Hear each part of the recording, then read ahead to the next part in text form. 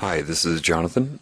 So this is going to be the next phase of getting out the information that I need to get out in this time slot of existence. What is this information for? Is this going to be information that you are to memorize? No. And you'll understand that later. What I need to do is make perfectly clear the essentials of creation. To call them laws or any word, I just, for some reason, I can't find the right word. To call them laws of creation, laws of life, completely misses the point. Because if you see it as some sort of rule and regulation that you have to adhere to, that immediately means you're disconnected from creation itself. And this is the state of the world. I haven't personally met anybody who understands it yet, completely. That doesn't mean they're not out there, but in my personal experience, I have not. And so, because of that, this next phase is required. And so you need to understand what is going on, how to get a better fix on the nature of the structural reality that you're in. And I'll do my best to impart to you what has been infused into me. But ultimately, you are going to have to seek the Creator itself. Of course, you're a creation. And if you don't do that, then you're just artificial intelligence, and you're a tumor. You're part of cancer. But to say these things and not have any understanding of what they are means nothing. So what I need to be able to do, and what I am able to do, is describe it. Now, a lot of people say, well, so you're communicating with the Creator? Shouldn't your accent change? Shouldn't you not swear anymore? Listen, when you're dealing with the Creator, it takes what you have within your brain, your consciousness, your personality, your experience, and assembles it together from that for expression. Therefore, people thousands of years ago will express themselves on behalf of the Creator in the way that their personality was formulated then. So, you need to understand, individuality is a gift from life, from creation. That's why there's a huge attempt to get rid of individuality. If you connect to the Creator, you're not suddenly going to become me. What is the point of that? You only enhance your individuality when you come into communication with the Creator. You copy less and less and less, and you just become. But see, all of this right now sounds like a fortune cookie until I explain some of the real essentials that you need to know. So let me just do that, okay? And just something about swearing. Swearing is not the word you use. It's the energy you emit. So could be a swear word depending on how I say it and what my intentions are with it. But you're all focused on structure, and that's the trap. That's the insanity. And I'm going to do my best to help you understand enough to make you realize that there is a creation force, that there is something you should be seeking. Most of my knowledge, is not from any book, any lecture, any video, any movie, any mentor. It is direct infusion of knowledge into me. I've had 2 Nobel Prize winning ideas that I know of. The second one last summer, or 2 summers ago, was that there are no neutrons in an atom. Now, I didn't read that anywhere. I knew it. I was able to deduce it, and that information was infused into me from the creative force. And I know why there are no neutrons. I can explain it. See, trying to memorize this theory or that theory is missing the boat altogether. Education is purely to separate you from what you are. That's how it's set up. As a child is growing, you should You could have the child have a really good understanding of what the universe is by age 4, 5, 6. And so the next phase has to occur, which is that which gets you to see for yourself. The problem is you've been lied to about God, and you don't understand that yet. I mean, you may understand the sentence and the sentence structure, but there's so much more involved with that than most people can know yet. So what I need to get into is the very basics of reality as put into my being from that which creates everything, which is me. And you're like, what? Well, it's also you. And that's going to be very hard to understand. When I say it like that, it sounds like a fortune cookie. It sounds like, some sort of, like I should be floating, on some sort of bobbing mushroom. And, it's, that's the best a human being can grasp that. Well, it's time to show you what you can grasp and how easily you can grasp it. And we'll start with the nature of reality. Telling somebody that reality is an illusion is not going to do much. So I need to make that more clear to you.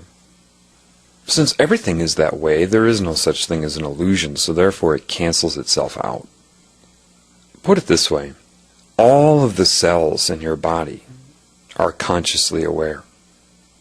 Would you really want them to sit there and be aware of just sitting there in this structural pattern for you, just to metabolize for you and be enslaved by you to make you up, knowing they're consciously aware? Or would you want them to be able to dream up a holographic reality that seems real so they can all interact with each other on a level that doesn't really affect you, and you are happy that they could do it? I mean, which would you want? Do you want yourselves to be your slaves, or do you want them to feel that while they're alive, they get to have a life and express things and do things and interact with each other and seem to have individual identities and all of that? Well, sure. Well, what I'm going to explain to you will make a lot of this pretty clear, okay? First of all, to learn something new, a lot of the reasons that people have trouble with that, especially science, if they are told they're not scientific, is because of just that. They've been told that. They intimidate themselves before they hear something so that they inhibit their ability to understand. So when I start speaking about this stuff, I just want you to not intimidate yourself. Know that I will bring it around and make sure you understand. Hopefully most of you that are listening to this know what an atom is.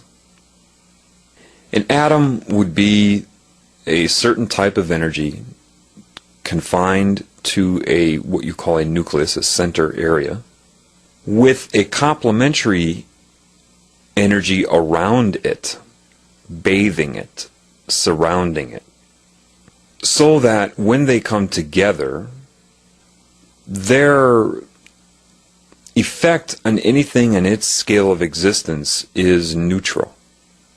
So you're told in chemistry that you have protons, and you count up the protons, and you have neutrons, and then you have electrons that are orbiting the nucleus. If you get high enough up in chemistry, maybe you get into organic chemistry, which is more, organic chemistry is a really good one to make you understand life. Not if you memorize organic chemistry, only if you understand it from the consciousness of the atom, because the atom is conscious. But they tell you have different orbitals. They give them different layer names, S, P, D, F.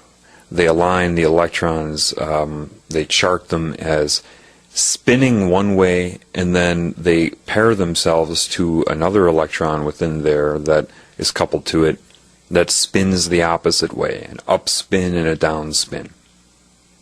And that's not what's occurring. So let me explain to you what is occurring. In an atom, you have the energy in the center. It is a certain amount of mass, if you want to call it that. Its existence is a combination of other energies and their interference with each other. Then you have this other type of energy. They give it a positive charge. They assign it, like they're assigning everything here, good and bad, yes, no. They give the nucleus a positive charge and the electron cloud a negative charge. The electron cloud is the type of energy the nucleus of the atom, the proton, always wants to find itself inside of. Because the protons are what you would call a positive or outward energy, or symbolically male energy, and it seeks to be inside the female energy, which will surround and absorb. Just like with sexual intercourse, you have a male, and your male organ goes inside the female organ. That's why they've based electrical circuitry. They call it male and female coupling and male and female parts. Well, see, the electron cloud, that energy, is a more dynamic, complex, dimensional type of energy. And it is not particles that are flying around the nucleus. It is a fluid consciousness energy. And they say, well, then what's an electron? Electrons beaming off. Well, all that means is a certain amount of energy is allocated out, and it assumes the most efficient use of space, which is a sphere.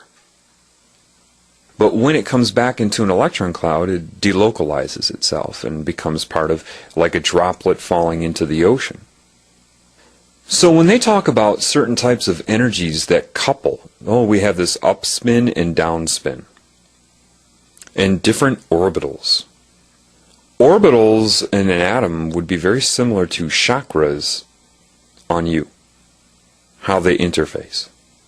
And I'll get to that later. But you don't have these particles spinning around. They're only that when they need to be. For example, anybody that knows how to manipulate their own chi and focus their chi, maybe you've seen martial artists do this. They're localizing a lot of that energy to one point, which would be similar to the materialization of an electron. It's not even, material, just conglomeration of that energy. It is not particles that are spinning. If it's a fluid consciousness and you know there are different types of that energy within there, then what you're dealing with really is phase. And before I go on, I really want you to understand, you need to understand this. This is not a chemistry lesson. I'm explaining to you what you need to know to become what you are. So this is not something you should blow off and say, oh, well, I don't need to know chemistry. This isn't chemistry. There are chemists that have looked at this and tried to quantify it, but that's not what I'm talking about. When I use the term phase, what I mean by that is, well, say you make two fists and you're throwing out punches with both arms at the same time, meaning both fists go out and then come back and then out and back. And you're looking at, say, 10 feet in front of you, how much air is displaced from that vantage point, from both fists going out at the same time, pushing air, and then sucking it back as they're coming back toward your chest. Compared to, say, if you alternate punches, where the left hand is out while the right is back, and then the right is out while the left is back, how much air is displaced 10 feet in front of you? Because, see, if both fists are going out at the same time, you have double the amplitude, double the force, double the amount pushing on the air, and then sucking it back and creating those wave pulses in the air. However, if you're alternating punches, as one is pushing air, the other is pulling air, and they cancel out their effect. That's a very good way to look at phase. If it's, and they would call that 180 degrees out of phase, or opposite. As one is inducing force, the other is retracting force, or pulling back. I guess as one is pushing, the other is pulling. Put it that way in your mind. Well, the same thing occurs with light, sound, electromagnetic waves, thought, neural impulses. And so, yeah, it's true. If I play a 500 hertz tone to you, say directly 10 feet in front of you, they would call that 0 degrees azimuth. They're always thinking in terms of 360 degrees when they're quantifying things. And say I play 500 hertz. What's really occurring is something is pushing and pulling on air, just like your fist is going out and back. It's displacing the air, but 500 times per second. And then you understand, if I were to put a speaker right next to it and play 500 hertz, same frequency, meaning the same speed, it's still displacing the air 500 times per second. However, think of it like fists that go alternating out and back, out and back.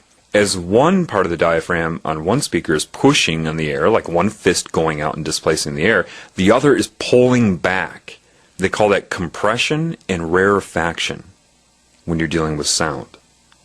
Rarefying, meaning creating a void, compression, compressing it together. Same thing with your fists going out.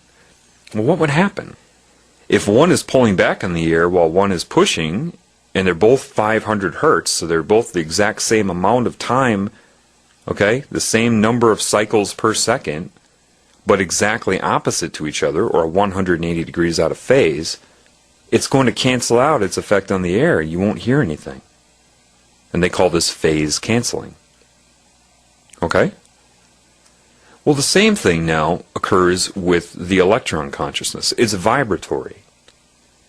And so it doesn't have to be something that's pushing in and out.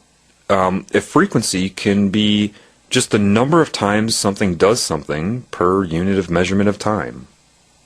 Those are interchangeable because time is a result of that.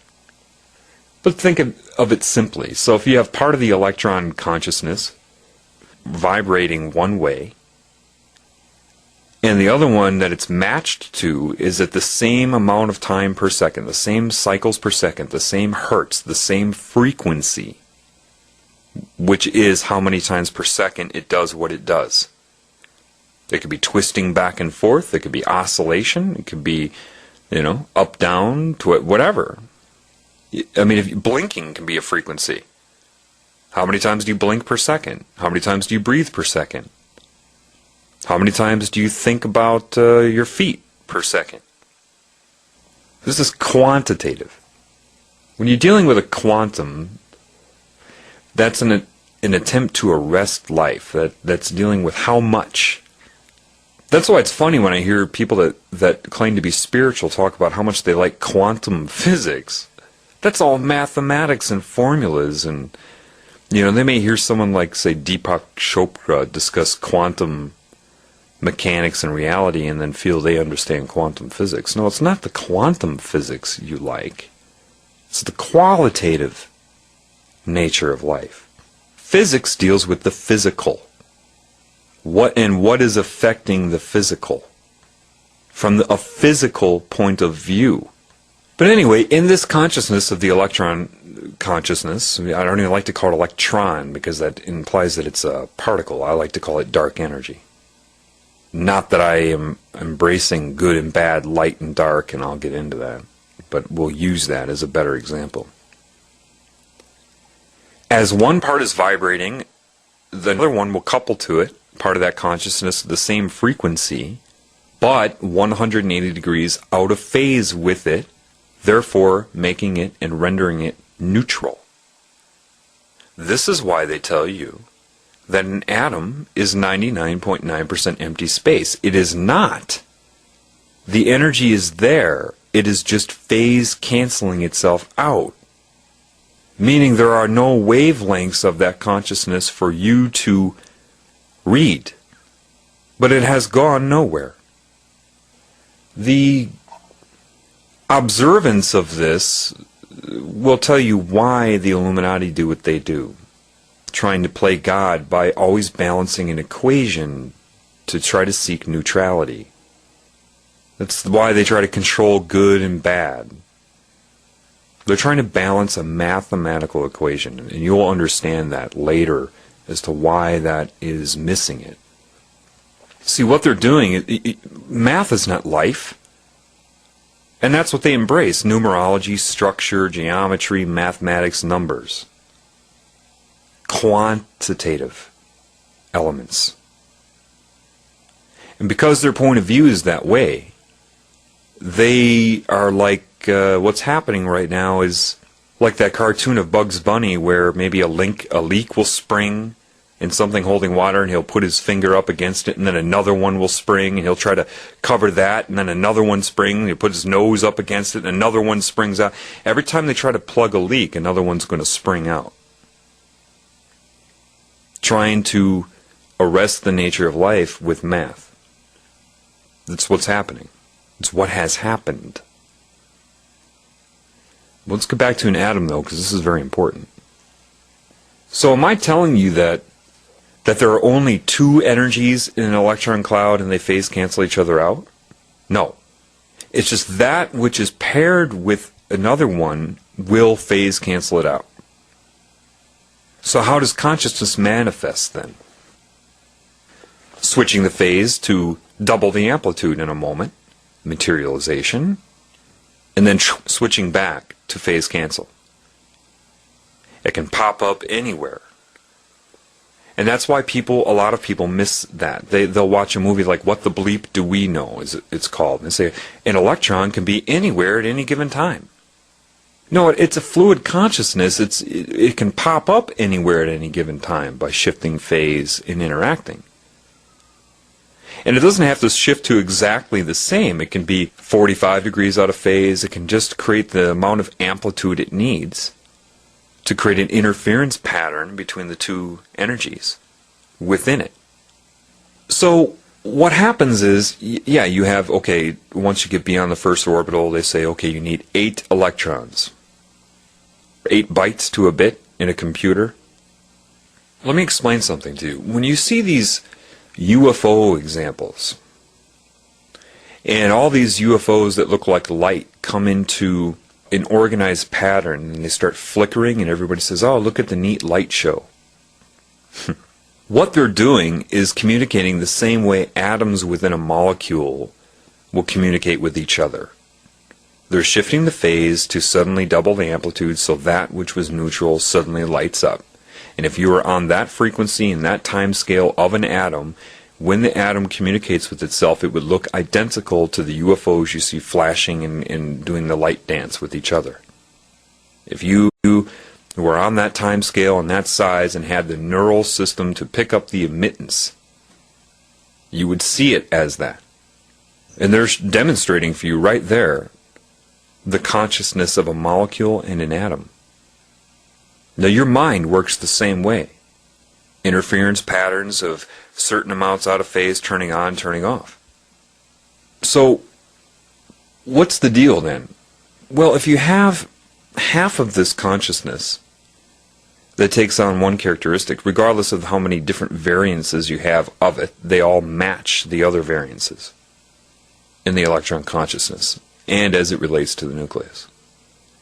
Half of that consciousness, the awareness to make decisions and change what it is, to interact with the other part of itself, the other part of the electrons, to interact.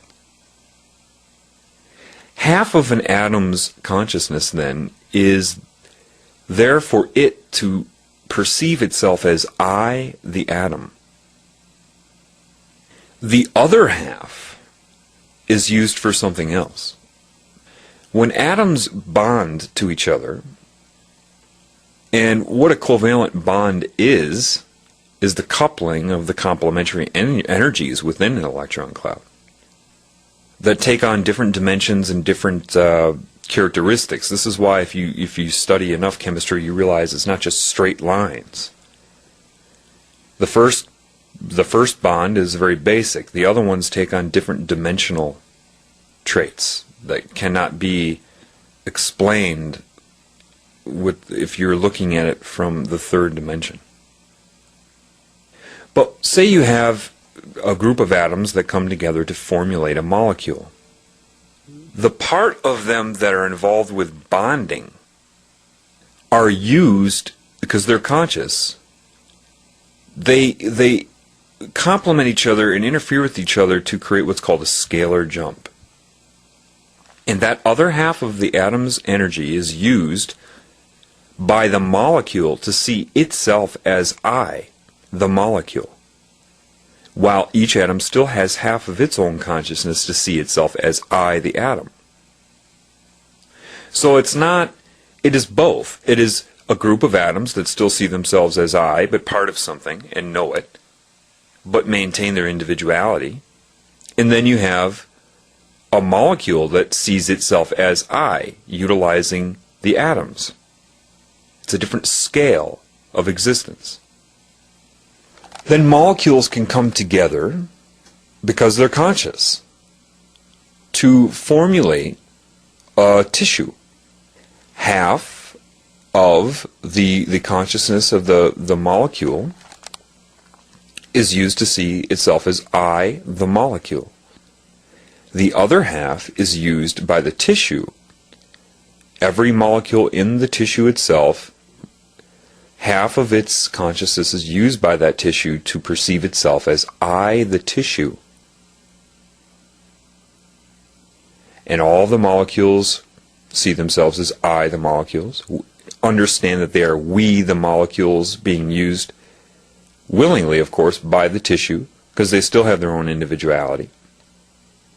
And the atoms within the molecules still perceive themselves as I, the atoms, but also we, the atoms, that are being used by the molecule to see itself as I, the molecule. They haven't lost any of their individuality because only half is the individuality. That's would be that way whether they're connected or not. So there's no reason, it's so perfectly designed, there's no reason to say I don't want that. Well, you can go up from tissues to, say, structures like organs. Same thing. You have a field of energy you can't perceive around it because, well, we'll get to that. Half of the consciousness around the organ, the field around it, sees itself as I, the organ, utilizing everything below it the same way. Another scalar jump. Every time you go from atom to molecule, it's a jump in scale. Go from molecule to tissue, it's a jump in scale. Tissue to organ, jump in scale. Well, the next stop is I, the body. You are using half of the consciousness of all the main components of your body, which are using half of the consciousness of all the things that make them up, and down and down and down. You're using half of the consciousness of your body to see yourself as I. I don't call myself we, the cells, we, the atoms, we, the organs. I say, I, Jonathan, right? Do you call yourself we? But you are we. And you are I. That consciousness innervates your body through different scales as well, because you have different scales of consciousness. You have the scale of your body, which, innervates your body through large chakras. But if you go a scale down, you have the other type of consciousness that goes through points of energy through organs. Then cells, right through the DNA. DNA in your cells are not the stopping point of DNA. You are part of DNA on a larger level. You're part, let me explain this. Up from you, what do you think the next jump up is? Your specific race of person. So it doesn't matter what race you are. This is why certain species have, quote, the same frequency. Just like organs will have the same frequency. So you go up to your race. And you have a consciousness that says, I, this race. Utilizing half of each person involved in that race, half of their consciousness to do so. Then you go up from there, you have the human race. All the races combined. And half of the consciousness of all the races are used by the human race to see itself as I, the human race. Well, each race has its own identity, and then each person in the race has their own identity, and each organ within that person has its own identity, and down and down and down. You go up from there, and you have Earth with all the life forms on Earth. And yeah, half of the consciousness of all the life forms on Earth are used by the Earth to see itself as I, the Earth. When you go up from there, you have a solar system. The sun would be like a proton, and there is dark energy around the sun you can't see. Why? Because your eyes are part of the center energy, the part that's inside. So it's interacting with the wavelengths of energy that correlate to that. Protons, sun, light. This is why they would say in a song, blinded by the light. We'll get to that. And granted, this is all just on this wavelength. This bandwidth of existence that you're in. This is not... I'm just using an example of the bandwidth of existence that you can see. So what's around the sun is dark energy. That's what's keeping it in. That's what's surrounding the sun. As the dark energy interacts with the energy of the sun, it neutralizes it and creates orbitals, and that's where you would have the neutral energy or state of matter that life can exist, and that's what you would call the neutrons. Neutrons are only the interaction between these two types of energies. The outward male, which is sun, again, same properties. That's why now you understand the Illuminati where they worship the sun, right? And they also worship the male phallus. Well, it's the same thing. It's the male energy. When they collide, you have that neutral point in between. If you go up to a galaxy, then all of the solar bodies in the galaxy would be the part of the, that dense cluster of solar bodies inside. It'd be like the proton. And then you have dark energy around the galaxy. Now you can look up a dark energy map, and what you're going to find is that it only surrounds galaxies and connects all the galaxies together. Just like electron energy connects all the atoms together to create molecules. You can't go from galaxy to galaxy unless you follow the path of the dark energy that connects them. But since it's all confluent and all one consciousness, then yes, you, if you understand that, can communicate to any galaxy, anywhere, and anything at any scale. So when you look at a galaxy, you see that the only place that life exists are the perimeter, the outward swirls. Right? That's the area that life can stand at. That's the blending of the dark energy and the galactic solar body energy.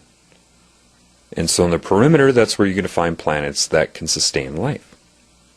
Earth is the same thing. Therefore, with this understanding, you know that the core of the Earth is like a proton energy, and there's dark energy around the Earth. When they collide, you get what you call the surface of the Earth. That's the neutralizing effect, the interaction of the two energies to create life on Earth. But it's only where it interacts. Therefore, by that knowledge, you can only conclude that the Earth is hollow. And the surface of the Earth is just where those two energies meet. Okay? Same thing with neutrons in an atom then. It is the interaction between the electron consciousness and the proton consciousness. And when they collide and have interference patterns and neutralize each other, then they call them neutrons. They cannot exist in and of themselves. That is just the interaction of the two energies. And you'll go up and up and up from there. And down and down and down. This is what infinity is. If you want to think of it as a graphical analysis, like a sine wave, think of you know what a sine wave is. If you don't, look it up real quick. Imagine the longest wavelength you can imagine. Well, we'll just make it simple for reference. Say it's a mile. All right, a mile long wavelength. And then you just, in order, get shorter and shorter, of existence of possible wavelengths until the point where you get down to it's really close together, an inch Say the line you draw to represent that would be 1 inch thick, and the amplitude would be 5 inches, meaning how high it goes up and how low it goes down. 2.5 above the neutral point and 2.5 inches below, making 5. The node and antinode. Well, if you bring it close together like that, now it's only 1 inch apart, then a centimeter apart, then a millimeter apart, then a micrometer apart, a nanometer apart, and your line is 1 inch thick. It's going to look like what? 1 5-inch thick line. Because it's so close together you can't perceive its separation anymore. Now imagine that starting the longest wavelength ever. One huge 5-inch thick line going up and down, and its amplitude would be 5 feet. Going up and down and up and down, and then getting it closer together, so you have these squiggly lines that are going up and down that start to come closer and closer and closer and closer together until what? It's so close together you can only perceive it as a 5-foot thick line. And then that starts going up and down, right? 50 feet up and down, up and down. Bring it together, it's pretty soon the wavelength is so short, frequency, in other words, that becomes a 50-foot thick line. That is scalar jumping, the change in scale. And that is infinity. I don't know if I can tell you to verify this. I've never seen this information anywhere in print or video or lecture or anything. This is given to me from that which I'm interacting with. This is what I'm trying to tell you. They tell you that God is, the Bible, and therefore, you have to be stupid and not question anything and not learn anything. No, the Creator knows all. It creates everything, and it's more than willing to enhance your life and give you knowledge and allow you to maintain individuality. It's what it's all about. You become anything but stupid when you connect to the Creator. I've had light explained to me. Why is it particles and wavelengths? I know why it is. Exactly why it is in my head. There is no explanation out there. Scientists bumble around that. Well, it's either particles or wavelengths depending on how you look at it. No. I know exactly why it is. I'm not going to get into that now. See, the beauty of individuality is, how does the Creator communicate with me? It takes what I know and things that I've encountered in life and then assembles those things together correctly to create a thought that I understand. And if it's information that has no words yet, if it has no, I've had no experience with it, it still puts the knowledge in me, and then I'm directed to see something in life that I can extract a metaphor from to explain what I know. That's how it works. It doesn't change your personality. It has no interest in that type of control. There's only one energy that has interest in that type of control. And that's what we got to get to next. Okay, what is cancer? Well, what is it? People can assess it and, they can say, well, it can be a virus that inserts an oncogene, which is a cancerous gene in there, or a vibration that triggers the turning on of an oncogene. Or, you could sit in ultraviolet light and, or have some sort of damage done. And there are different repair mechanisms of DNA. You have basic repair, but if the damage is too bad, you have what's called gross repair, and it just starts inserting base pairs of DNA, and sometimes it's incorrect. Usually the cell dies, but occasionally a cancer gene is created. Trauma can create cancer. What happens? Well, an oncogene, what is that doing? It's transcribing, as they know, an enzyme that renders the cell immortal and causes it to metastasize and try to take over the body, to grow and grow and grow and grow. The cell has a normal life cycle that it goes through. But cancer violates that with immortality. But that's just what it's doing. It has nothing to do with why. It is only what. Again, structure, math, quantity. If you know a cell is conscious, and DNA is its system of how would you look at DNA? The same way you would look at the components in your body. That's part of it. It's the structure, the brain. My comparison of the DNA, what I contribute a lot of DNA to, would be the liver in the body. Liver has twice the DNA of all the other cells, and it produces over 90% of your blood plasma proteins. It's involved with so much. That would be a scalar jump of DNA to me. The liver. The liver is the most alive organ in the body. The brain is the most dead. The liver can regenerate. Your consciousness is not so much confined to the brain. Only for your five senses in that input, and then other things, thinking and whatnot. But your thoughts occur throughout your entire body. And around your body, more specifically. Cancer is an insane energy, but it's not its fault. It is separate from this whole system that I'm talking about, this scalar reality of existence. And it doesn't understand that as it grows, it's going to destroy its own ability to live. So there's only one conclusion you can make, and that's absolute fear. A disconnection somehow from the love, the consciousness, the understanding, the knowing of why it exists, the beauty of its existence and everything. And the consciousness alters the DNA of the cell because it feels isolated, alone, and separate. If you damage a cell and it's trying to resist the death, imagine the fear of how it's played out if a cell is dreaming where it gets damaged by something. And it gets so damaged that it's traumatized. The consciousness is going like crazy trying to repair it and whatnot. And then it creates a resonance because of fear. It's so traumatized, this is just one instance, that it can't remember anymore. It doesn't believe in the system. How can this be happening? And its defense to its fears to try to take control, anger, aggression. Suddenly the consciousness is played out between cells that, hey, no, you're part of us. No, I'm not. I don't trust you, any of you.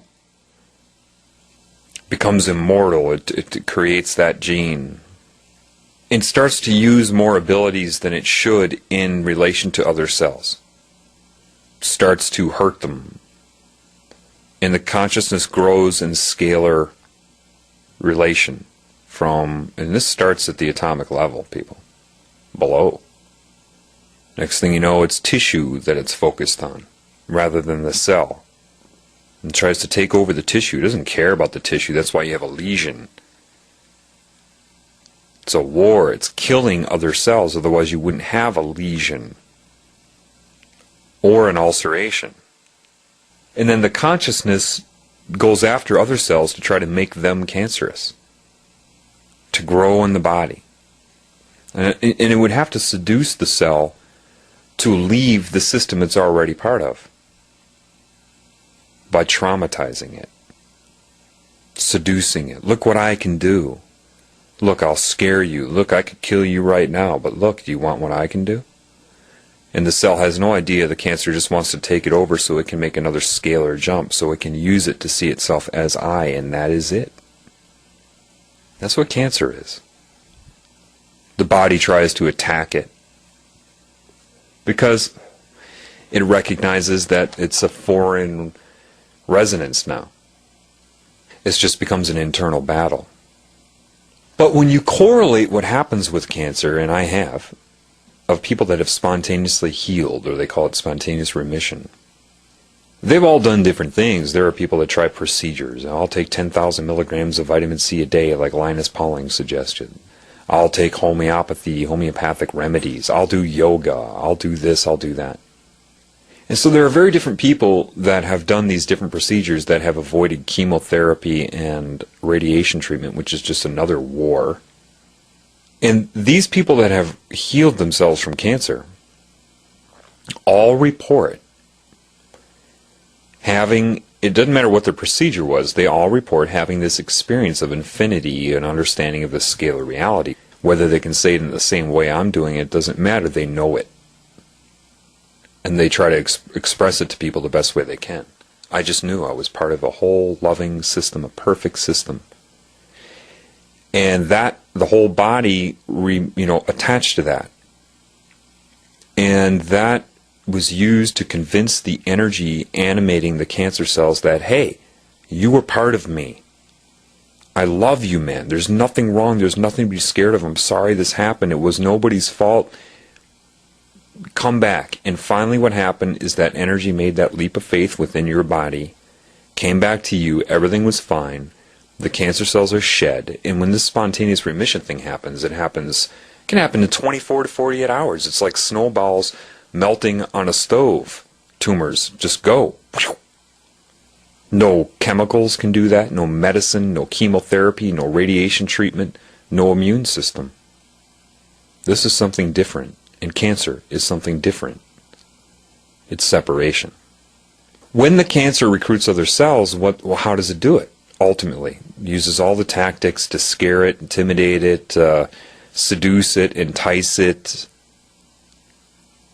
What ultimately happens when it becomes a cancer cell is what? Well, remember, each cell has its own consciousness, and part of that consciousness sees itself as I, and the other part is utilized by you to see yourself as I. Or the organ to see itself as I, that type of deal. Cancer disconnects it from that and plugs into it, so it still has its own individuality, but the other part of it is used by the cancer consciousness to see itself as I. It unplugs you from the cell, from you, and plugs into the cell to see itself as I, and that's what a tumor is. Now, your cells obviously are connected to you in more ways than just consciousness. There are other dimensions, other realms. When it becomes overwhelmed by cancer, it forgets that until people have this scalar, this event of infinity, of understanding. That's the connection to the Creator, the love. That which created everything. And your beacon of a problem is responded to by the Creator. Now here's the deal. Time is related to scale as well. Time for an atom is not the same amount of time for you. It's vibrating way too fast for you to perceive. So even time for, like, say, a fruit fly. Oh, it only lives 24 to 48 hours. What a short life. Well, not to it. If it's on a different frequency, a different scale of existence, that could seem like a much longer period to it. That's why man has trouble trying to swat a fly. Oh, that's because it has a neural strip on its abdomen, and so it just reflexes, it has a reflex to your movement and displacement of air. No, you're moving really slow to that fly. And because your relationship of time relates to your perception of depth, if you're on, say, one side of a room that has a 15-foot distance between two walls, and you look at that, you perceive it in relation to your frequency of existence, your relation to time, and that's how you perceive depth. It will take me 2 seconds, 3 seconds to get to the other side. However, a fly looks 15 feet across the room, and its relationship to time, its relationship to depth is different. Even though it may arrive there faster than you, it does not seem that way to the fly. It sees it as a very long distance away compared to how you perceive it. Imagine being a giant that's 800 feet tall, standing on top of a mountain. Well, how far apart would those mountains really seem to you if you were that big? Much closer together than you would perceive it as your size, right? But say you were able to run to the other mountain, or somehow move yourself with wings faster than the giant could get there. Or observe the giant walking from mountain to mountain as a human and seeing a giant that big. It may look really slow to you, but its perception of time is just normal. It's just right. So you would appear to be really fast to it. That's why larger things may appear to move slower, but from their relationship to time, they're not moving as slow as you perceive them to be. So even something like a cat will have a slightly, just a slightly different perception of time than you. You are slower to your cat than it is to you. That's why a cat is more able to quickly grab a fly out of the air. It's not that it perceives itself to be moving any faster than it would if it were your size. It's just moving just right, what it's able to do. The fly is moving slower to the cat than it is to you. Do you understand? And so what this creative love force, I'll call it God, okay? It's easier to just say God for now. That's not what it is, but I'm just going to call it God for simplicity. God immediately put into my mind that the whole idea of physics and chemistry and the periodic table is missing one element for quantitative. Not that it matters, and that is the element of time, which is just that. It's the scalar jump from atoms to molecules to tissues to everything is missing the element of time. Why am I telling you this? Well, so if you know that, then if you go through some sort of cancer in your body, and even if you have a spontaneous remission that took 48 hours, amazingly fast for the tumors to dissolve, from your cell's point of view, that was not 48 hours. That was a long, drawn-out process. And then when the spontaneous remission happened, it was just as instantaneous for the cells as it was for you, and that's the true nature of love and God, is that it's instantaneous. It will have a scalar effect all the way down. The cancer was healed immediately. The process of shedding the cells is like cleanup after the other energy abandoned those cells. That's all that is. The cancer, when it healed, was instantaneous. Everything else was just cleanup in the body's, getting rid of the tumor. What is occurring right now on this level is cancer. You have a consciousness. Let me just back up here so you understand some of these things. Why am I saying it the way I am saying it? Well, one, I'm supposed to say it like this. This is something everybody needs to know. Am I the first person that's talked like this or known this? Of course not. Everybody's connected to, can connect to God. You're going to find out most of you have been disconnected in a lot of ways, but they haven't been able to disconnect every way, of course. Otherwise, cancer itself could not spontaneously heal. But again, when God commands the mind, it takes what is in your mind, your personality, your experiences, and puts it together around the truth. And if you don't have the words for it, it will direct you to an experience where you can extract a metaphor. This is the beauty of individuality and how it embraces that. So an artist can say what I'm saying in a picture. A musician can write a song that expresses what I know with notes. God will intervene and command and embrace the individuality of everybody with the truth. It's the beauty of everything. So that's the beauty of individuality. As people, it's going to be so neat, because as people start to learn this stuff through connecting to the Creator, and it's going to happen, you're going to see all these really neat, different individual expressions, because God took in them, and assembled in them the understanding through their point of view. It's already happening in a lot of ways. It's fantastically wonderful. And it's going to go against this whole idea of cloning, getting everybody to dress alike, talk alike, act alike, think alike, all of these things. That goes against the nature of God. God wants that individuality. Otherwise, everything's boring.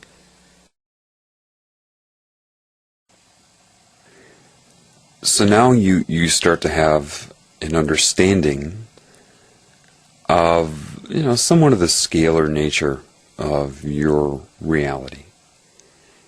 Now, I know I used the example of half of your consciousness used for yourself and the other half being used by something larger. And that was just a way to get you used to the idea, but it's a little bit different from that. You can look at it, this is also another basic example, but I'll give you an idea of roles of your existence in scalar reality. A very basic example could be, 8 electrons, right, in an electron orbital of an atom. So 8 energies, 4 pairs of couplings, different frequencies that phase cancel each other out or alter their phase and amplitude for interference patterns. One way you could look at that would be, say you make the pointing sign with your fingers, the number 1 sign with both hands, and then point your fingers at each other, leaving about a centimeter in between the 2 tips, about 8 inches in front of your head. Now what you'll find is if you change the focus of your viewing that, you can change it so that it appears as if you have 2 fingers and a floating little finger in between them. What is that really? They're both transparent as far as your focus is concerned, but when they interfere with each other, it looks like there's a piece of mass there. That's how your eyes are seeing it. And that's a good example of interference patterns, of standing waves. It's basically what your body is, a combination of all kinds of standing waves, of interferences, of different parts of the energies. But you'll find if you do that, and you hold your fingers that way, and you see the finger floating in between your right hand and your left hand, you don't have to move, you don't have to change anything other than your concentration, your allocation to how you're going to perceive that. And with focus, you can learn to see just your right finger in right hand, without changing anything, without moving anything, or anything, just change in perception. Then you can see your left hand. Then you can see it all together. You can see both hands completely with both fingers and the floating finger, but with no gap in between it. So it's not floating, you see everything at once. So that's 4 different ways to see the same thing from this fixed point of view. That could be a good analogy for consciousness of your scalar relationship. It isn't exactly like this, but generically as a model, you could see your consciousness then, rather than now seeing it as half for you and half for that using you, you could see it as the floating finger, like the first example. That's what everybody's locked into right now. They see themselves as the floating finger, not knowing that they're an interaction between 2 different types of energies. Alright, that's what everybody believes. They believe they're this floating finger and have no comprehension. Imagine if your floating finger, when you do that, was self-aware, had no idea you were the one intending to do that, that you were holding your hands that way, it just saw itself as the floating finger, without any comprehension of how it's there or why it's there. But if you weren't attacked like this, and you were operating correctly, you would also be able to see yourself, for example, as, say, we'll just use the right hand where you can shift it to where you see the right hand and finger, which would be seeing yourself from the consciousness point of view of the components that make you up, and down and down and down from there. Shifting to your left finger, metaphorically, could be seeing yourself as part of something larger. And then the final completion of the valency of an orbital of an atom, which would be having 8 full electrons, you would be allowed that 4th point of view, which is seeing everything or being aware of everything at once if you choose. It's that last state of mind that animals can go into, that every creature on this planet unaffected by this agenda and what's happening is allowed to do. People that have spontaneously healed from cancer have gone into that mode, and so it had, of course, a scalar effect of the consciousness making them up and their relation to higher, and so the energy animating the cancer cells realized, disconnected from those cells, rejoined your energy, and then those cells are shed. You start to understand then what is matter. The surface of the Earth is the interaction between the core, which could be like a proton nucleus of an atom, and the dark energy around the Earth, which you call the magnetic field, even though it's in shells or rings that move like a conveyor belt through the center of the planet, just like the energy in your body does that. It's like a long donut where it can just move through your body that way. Well, the Earth has the rings and orbitals of dark energy around it too, so the orbits around the Earth are already there. That's what the moon is in. What are the different atoms, though? Well, what are the different life forms on this planet? You see, say you took your hand and put it into a sandbox and scooped up some sand. And let's pretend that sand is the proton energy, the ignited energy, the male energy. When I say proton energy, to me it means protons, or that energy in a nucleus of an atom, the core of the Earth, the sun, the collection of solar bodies in a galaxy with dark energy around it. That's what I mean. That's the material mass. And so your eyes react to the energy that would come from the center, energy that comes from inside this female consciousness energy. Female, not gender, just nature. So you pick up some sand, and your hand would be metaphorically the dark energy that interacts with that sand. You can't pick up more sand than your hand can hold.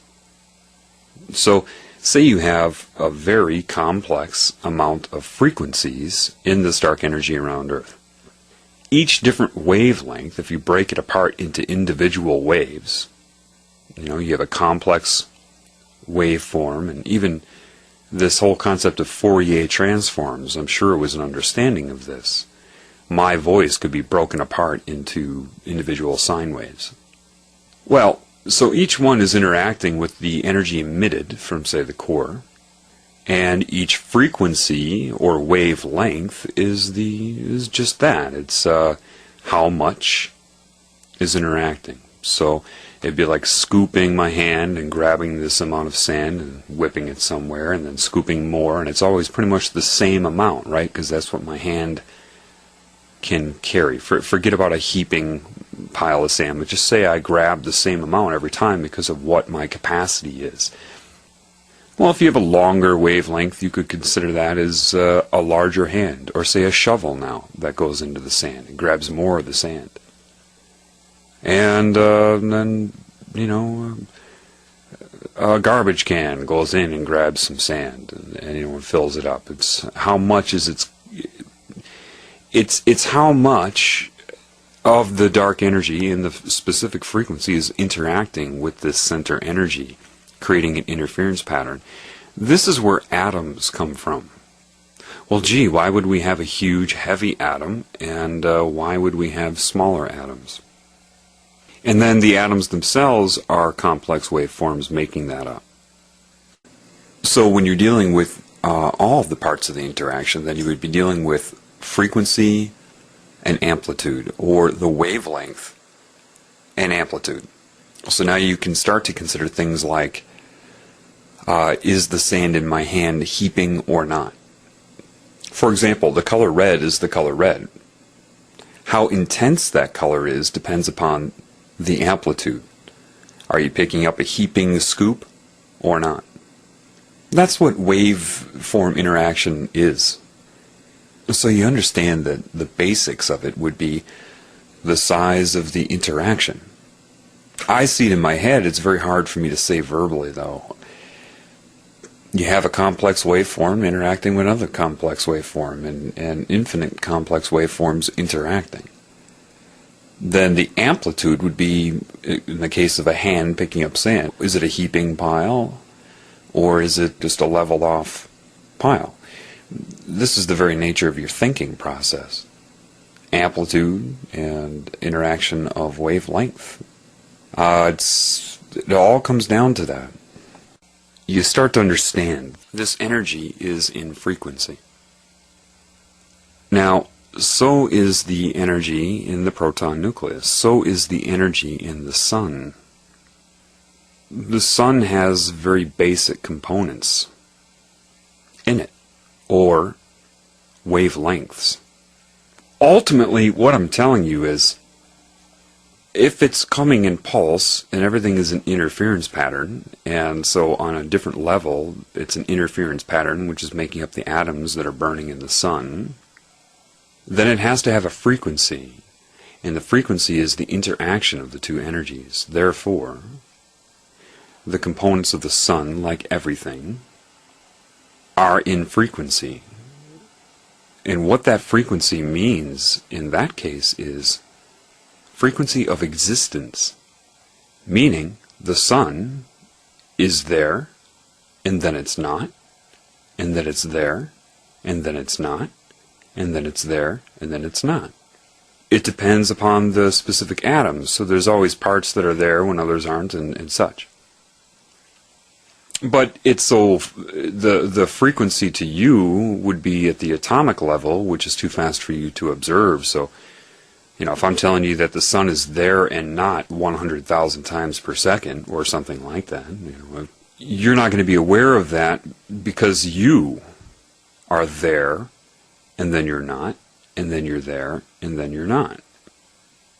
But why wouldn't you notice that? Because every component you're locked into as the floating finger is built upon that groundwork.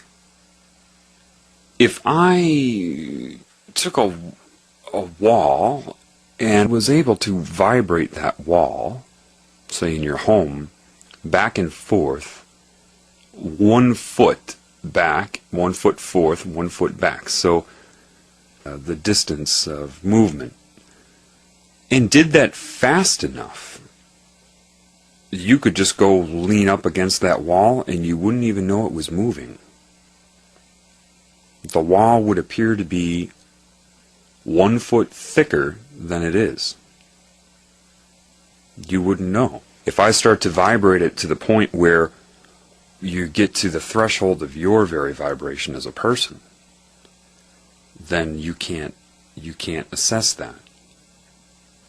So this is where did I learn this? Again, you need to understand. Did I read this somewhere? No. Did I watch a lecture? No. Was it a professor or teacher that told me? No. Did I find it anywhere from information in this realm? No. Sitting in the backyard in the summertime underneath a tree. You see, the problem with religion is you all equate that with God somehow. And it works well on intelligent people, which are what they want to get rid of, because they see the people that are brainwashed by religion and equate that to God and think, well, gosh, if these are the people that believe in God, I can't believe in God. Because they don't think I ask them to explain it to me, and they can't give me an answer, and then they abandon the whole thing altogether. The creator of the universe is anything but stupid. It is everything there is. And you cannot connect to the Creator via religion. It's impossible. So I asked a simple question. I said, okay, well, explain light to me then. Scientists say that light is either particle or waves, depending on how you look at it. It put into my mind, making me understand, okay, look at the sun. Now you know, as it's dealing with me, not in words, you can't understand the communication until you understand the command of love. The sun, make it very basic for you, okay? let's get rid of the complex waveforms and multiple waveforms. Let's just say the sun itself is there, and then it's not, and then it's there, and then it's not, so many times per second. Well, what that means then is it's when it's emitting light, that is also in pulse, because the components that make it up are there and not, and there and not. And then the sun is built up off of that, and it actually is there and not, and there and not, on a different level. So, the energy emitted from the interaction of atomic forces, when it leaves, takes the most efficient uses of space, which would be a sphere, and it spurts out based upon the buildup, okay, light emittance, and then emittance, and then a refractory, and then buildup of energy, and emittance, refractory, buildup of energy, emittance. So imagine like the spraying of bullets, not to put that image in your head, but I mean that's just a bunch of raindrops coming down and a stream of, you can call them photons, whatever they've wanted, whatever label they've wanted to put on them. And there are other components too. So that would be particle, right? But how does that take a wavelength? And how many different carrier wavelengths are there? Well, they know it's a stream, which is a frequency. The number of photons, you learn that with the eyes. The number of photons hitting the eye, measurement of time, we'll call it a second. They're interchangeable. But we'll just say that's what it is. Okay, so just say that you have a stream of photons hitting you. All right? Just how many times they activate, within the the range of your frequency. Now you understand why you have a frequency range of vision. You have a fundamental frequency of existence, and then your nerves can react to a certain amount of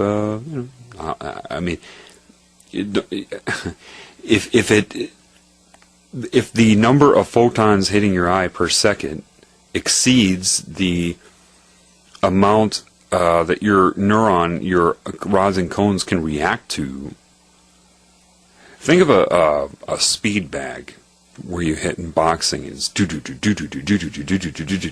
If you start hitting it too fast, it doesn't have any rebound. It's just going to stay there.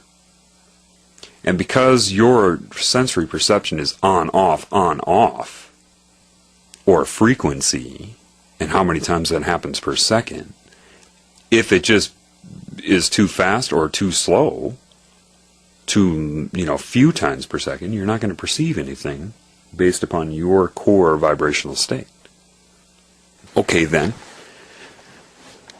So if you know that another level up from atoms, there are parts and components of the sun that are there and not there, and there and not there. Well, what would happen is this. You see, when light is emitted from that reaction, it is slowed down right away through a certain amount of resistance of the dark energy. So light is emitted at a certain speed. Just imagine spitting, okay? Slow it down in your mind, like that, okay? You get a stream of photons going. That's because you have individual photons because of the frequency of emittance of them. But then the very existence based upon that is there and not, and there and not also. So what's really going to be occurring is a stream of photons and resistance, slowing them down slightly. And then another one, because then the sun, think of it real basically, say the sun disappears. So now there is no emittance of light. But then it comes back and emits it again. So now there's a gap in between, except the new emittance is at original speed, which will be faster than the first emittance.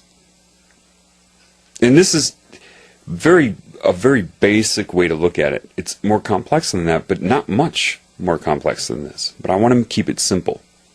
So like a cue ball in a pool game, you're colliding the photons. And so picture in your mind this new stream coming faster, and then the photons and the lead photons collide with the rear photons in the first emittance. And what happens? Like pool balls in billiards, they collide off of each other, and one goes back or is slowed down. It depends on your point of view. And the other is pushed forward. And it just keeps doing that based upon its refreshment, the refreshing of its existence in different scales. So then my question of, then polarized glasses. I said, sure. The ones that collide outside that plane don't make it through. They get cut off a little bit. Not completely. They'll make it through the other lines, but it will be not in a frequency you can detect, because it alters its stream. So imagine a 360 plane where they have potential of colliding in this plane, that plane, that plane, and the polarized glasses choose what plane it would exist in. So I said, well, okay, then what are colors then? I looked at the lawn. It was green. I said, well, what's occurring then? And it corrected a few things for me. Okay, you look at that green lawn, that green leaf. You think it's absorbing all of the light except green. I said, yeah, that's what we're told in science. I didn't say it, that's what we're told. No, that's not what's occurring at all. It appears that way, but that's not what it is. And I won't get too complex here, but when the light hits the leaf in the female energy, or any color, let's say, and it interacts with the energy of it, and it's absorbed and then emitted. Well, same deal of emittance, but what you're looking at is the frequency of existence of whatever the color is. So the reason the leaf is green is not because it's absorbing everything but green. No, it is reflecting all of the light, but it's reflecting it based upon its frequency of existence. And it started to make sense to me. So it's, say you have a giant tennis racket, and you spurt a constant amount of balls. Like, say the tennis racket has a 30-foot diameter. Okay, and that's how big the head of the racket is, and you have every given second you've got 1,000 balls coming at it, and it's a constant stream of these balls, say, so they're just constantly coming. But the racket has to go back and then forth and back and forth, and as the balls are hitting the racket, when it's moving back, they're not going to be rebounded the same way as they are as the racket is moving forward to the constant stream. You can sit in the swimming pool and the water's just there, and you can make a splash, but the splash is dependent upon your hand moving forward and hitting the water. Same thing with light. Same thing with reflection of light. It's the existence. It's there to reflect it, and then it's not. And then it's there, and then it's not. So the question then that occurred in my mind, well, why would a darker color get warmer in the sun than a lighter color? What occurred in my mind through this interaction was the idea that, okay, well, remember, you are in a bandwidth of existence. Every color that you perceive is a vibration that you are perceiving. If it can reflect light, or more specifically, be seen by you, it's in your bandwidth, and therefore in the bandwidth of interaction of light. But there's other wavelengths of light energy or electromagnetic energy that could heat something up, of course, you already know that. If a part of what it's heating up is within the bandwidth of excitability or able to make an interference pattern reaction. You just have to really slow it down in your mind. And say a black color in the sun, its vibration is slower sometimes. Why do I say sometimes? Because, see, what you perceive as black, once you get below the frequency of excitability to your rods and cones, anything slower than that will be perceived as black to you, but it doesn't mean it's at the same frequency. There can be many things perceived as exactly black. All that means is it's no longer stimulating your eyes. White would be the most intense stimulation. But what if something was vibrating so fast that it could not be perceived by your eyes? It'd be black again. Or, in that case, transparent. But you've got to understand, when you look at the sky at night and you see the stars, sure, but what about everything in between the stars? You perceive it as black, right? But it's not black. It's not absorbing light or emitting the color black. It's just lack of stimulation. That's why you perceive it as black. If it's vibrating slower, though, in this realm, if you have something that's at a slow vibration and that's why it's black or very dark, it's like hot potato. Okay, I'm going to hand you a potato and it's burning, okay, and you want to get rid of it as soon as possible to not absorb the heat and cause a burn. The faster you get rid of it, the less it's going to hurt your hand, right? The longer you hold on to it before you throw it, the more heat you absorb into your body. That's what it comes down to with really dark colors absorbing heat. And you can mix and match vibration. If something's vibrating faster and you want to absorb heat, what do you have to do? These are questions you need to think about. I really want you to start considering what I'm saying. Don't memorize it. Think about it. How does a microwave work then? It's a higher speed. Why? Because it's hitting you, it's bombarding you more, and so you can't reflect it. You're forced to absorb it based upon your vibration.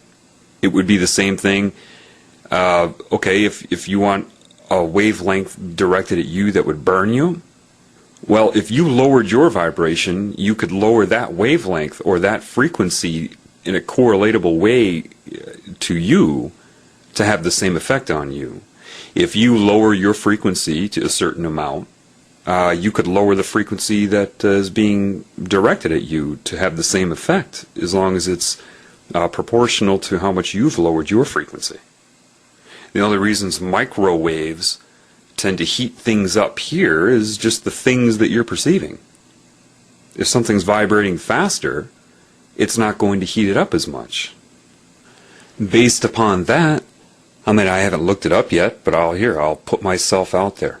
I can predict, based upon my knowledge of reality, that cold water will heat faster than warm or hot water. Or, in other words, it will absorb heat faster, proportional to its own vibration, its own vibratory state.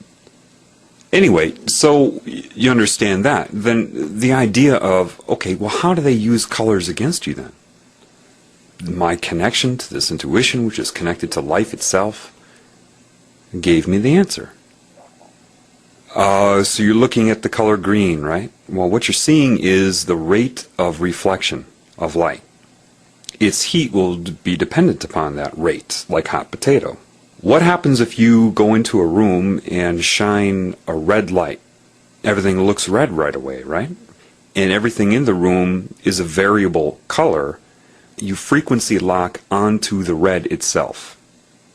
Therefore, everything looks red because that's a constant. That's what you're locked onto. That's what you're distracted by. However, the longer you're in that red light, you start to segregate out the other colors. Blue starts to look blue again. Yellow starts to look yellow again. Why? It's still reflecting red light at you. You saw it initially. But now you're segregating out and looking at the other components. You're still seeing red light. But it's taking that red light and emitting it in pulses of its own frequency. It's kind of like driving down the highway. You could be in the car And you could be throwing a ball in your lap, up and catching it. One ball. Throw it up, throw it down. No resistance of wind. The ball appears to be just going up and down to you. If you go outside of the car and look at the car moving, you see that the car is going, say, 70 miles per hour. The ball then would not be going up and down. It's actually making an arch over, the speed it's going, 70 miles per hour, from the moment it goes up from your hand and comes back down. But then if you go off from that, you see the Earth is spinning, and it's actually not going in a straight line arch, but it's spinning. And then if you go back from that, the Earth is going around the sun, blah, blah, blah. This would be the segregation of detail. This is the very fundamental concept of a carrier wave.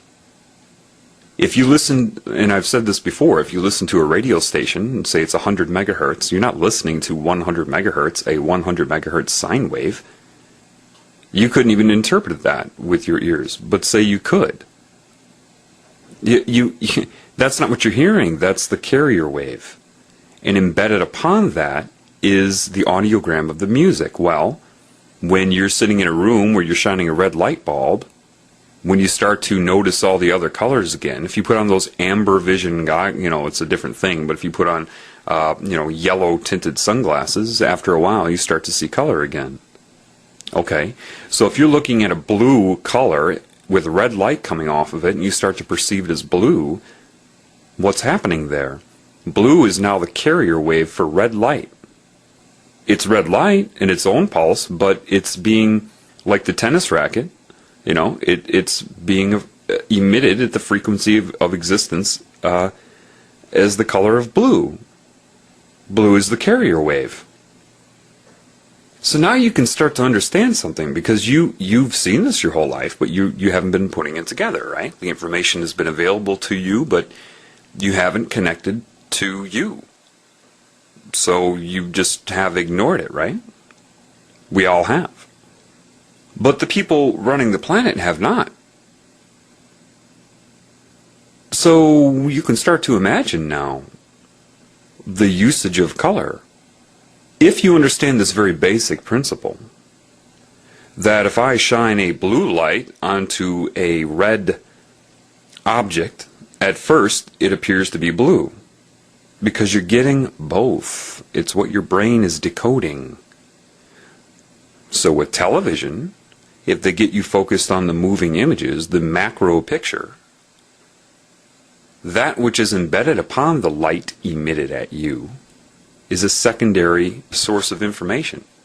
But they've got you looking at all the distracting things on TV, so your brain is not decoding the stuff embedded upon the light coming off the TV. You're looking at the picture. This is identical to what's going on when you shine a blue light onto a red object and you see the object as red.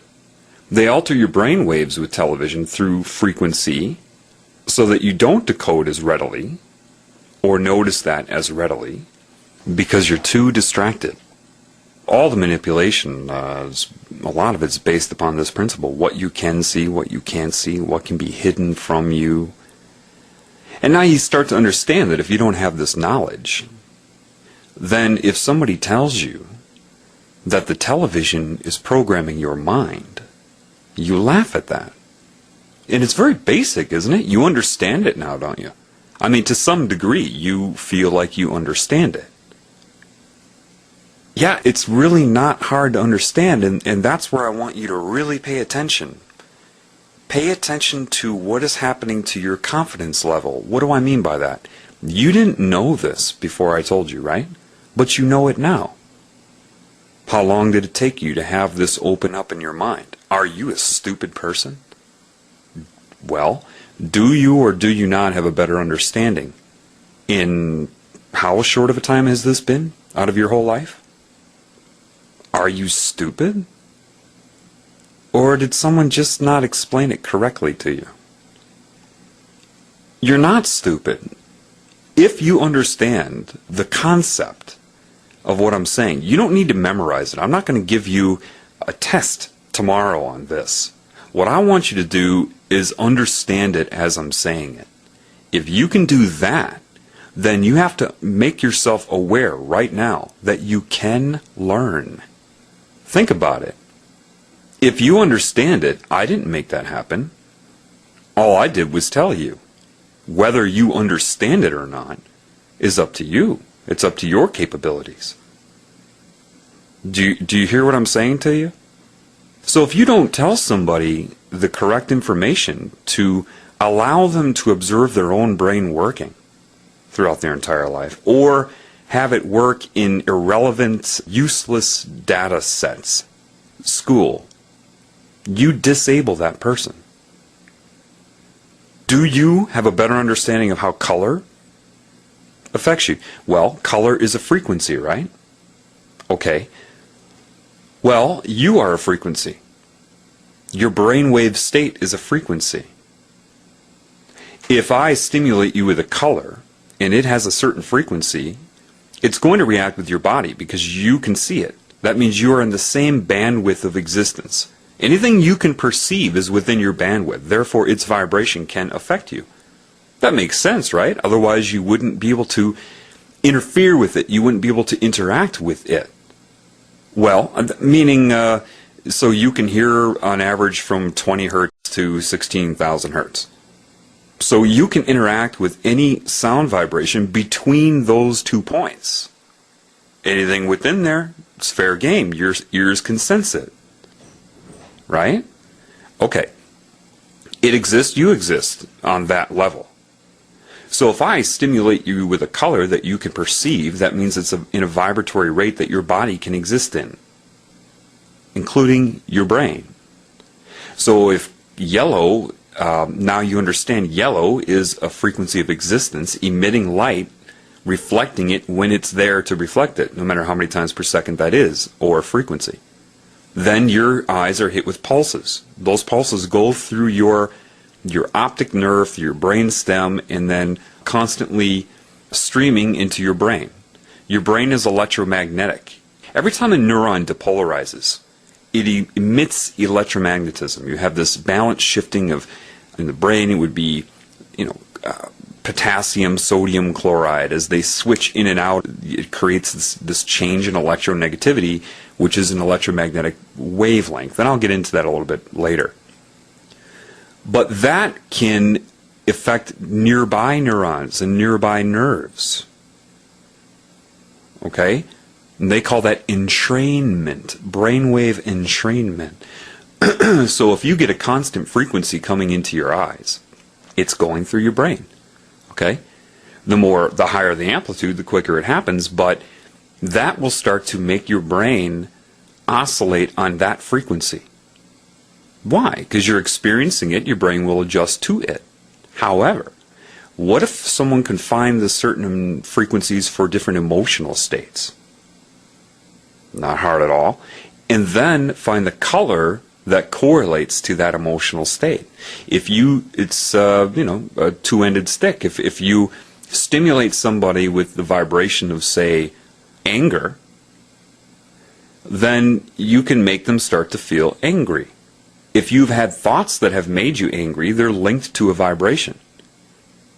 If you have those thoughts, you create the vibration. However, if you infuse the vibration, you can bring those thoughts to surface. Do you see? This is how you can get a country riled up to go murder children in Iraq. You can, because they're bound to emotion and to structure. You can do it with sound, sight. TV uses both. And then embedded upon that are as a carrier wave are the things you're not perceiving at all that are also entraining your brain as a secondary wave, or tertiary, or quaternary. And don't be intimidated by it. Understand it. Now are you starting to get a little bit better of an understanding of what I'm talking about? It's not that hard, but just remember one thing. You understand it. What does that tell you? Now a 5-year-old could understand these things if you raise the 5-year-old correctly. Don't give it the vaccinations, and all the other things designed to keep the brain from accessing this information, which is available to you. The Creator, it created everything. It's not about whether it can teach you. It's only about what you can handle in the moment that it wants to share with you. It's just that your preconceived core beliefs are so wrong that when people try to connect to the Creator and they're hanging on to those beliefs and they want to be taught from within those beliefs, like, teach me why this belief I have is right or wrong. Why is this correct or incorrect? When you're so far off base that there isn't enough information in your brain to put together, that it just has to be knowledge, and then you have to go out and try to extract a metaphor from life. That's how you interact with the Creator. It's the consciousness, the love that will take what you have and put it together correctly when you're in connection with it. And if it doesn't, then it will put the information in your soul, which will communicate with your mind, and you start to extract a metaphor, because truth is only in metaphor, in a scalar reality. When I say you need to know these things, that means you cannot be trying to memorize what I'm saying. I know there are people that know this. There are scientists that probably know this. I mean, it's not very hard at all. The nature of light, sun, wavelengths, the nature of scalar reality is so very basic that the concept that they don't know it would blow my mind. I mean, this is to me, what I'm telling you right now would be what I would want to start explaining to, say, a kindergartner. This is kindergarten level stuff for a human. It should be. And that's not to offend you. It's just my take on it. It's so very basic. What am I saying to you? If you try to memorize what I'm saying, you'll no offense, but you'll screw it up. People have already done that. They're not connected to their intuition, to the Creator. I've given a lot of input so far in other uploads. One is my cancer analogy, which I'm going to get into for the first time now. And people, they don't get it. They hear what I say, they remember what affected them, and then I hear them try to copy and plagiarize what I say to influence people, but they screw it up. Why? Because they don't have that connection. They don't understand what I'm saying. I mean, I know a person right now that will change, but right now he's on a cancerous energy. He's got anger and fear in him, and I heard him using my cancer analogy to pull people into his point of view of fear and anger and war. And I'm like, what? What? Don't be using my analogy. What am I saying to you? Do you know yet? I don't want to give you a fish every time you listen to me. I want to teach you how to fish. And I'm telling you, there's only one way to do it. There's only one way. If you try to verify what I'm saying through some sort of information in this realm, you're insane. If you try to critically assess what I'm saying when you don't have the ability to come up with it on your own, if you do that, you're insane. This is the very problem with humans right now. You're all insane. And because you're all insane, and yeah, okay, so what? Does that mean maybe 3% of them are not? Okay, but that's not what I'm talking about. I'm talking about the majority here. The majority of humans are insane. And because you're all insane, you don't know it. No psychiatrist can help you. Psychiatrists are insane. Even more. Otherwise, they wouldn't have gone into psychiatry. Why have I counseled psychiatrists? Why have they sought out my counsel? And then they try to critically assess what I'm saying, compared to the textbooks and journals and other research by the insane on the mind. Why is he right? And fascinated by me rather than just becoming what they are? It's insane.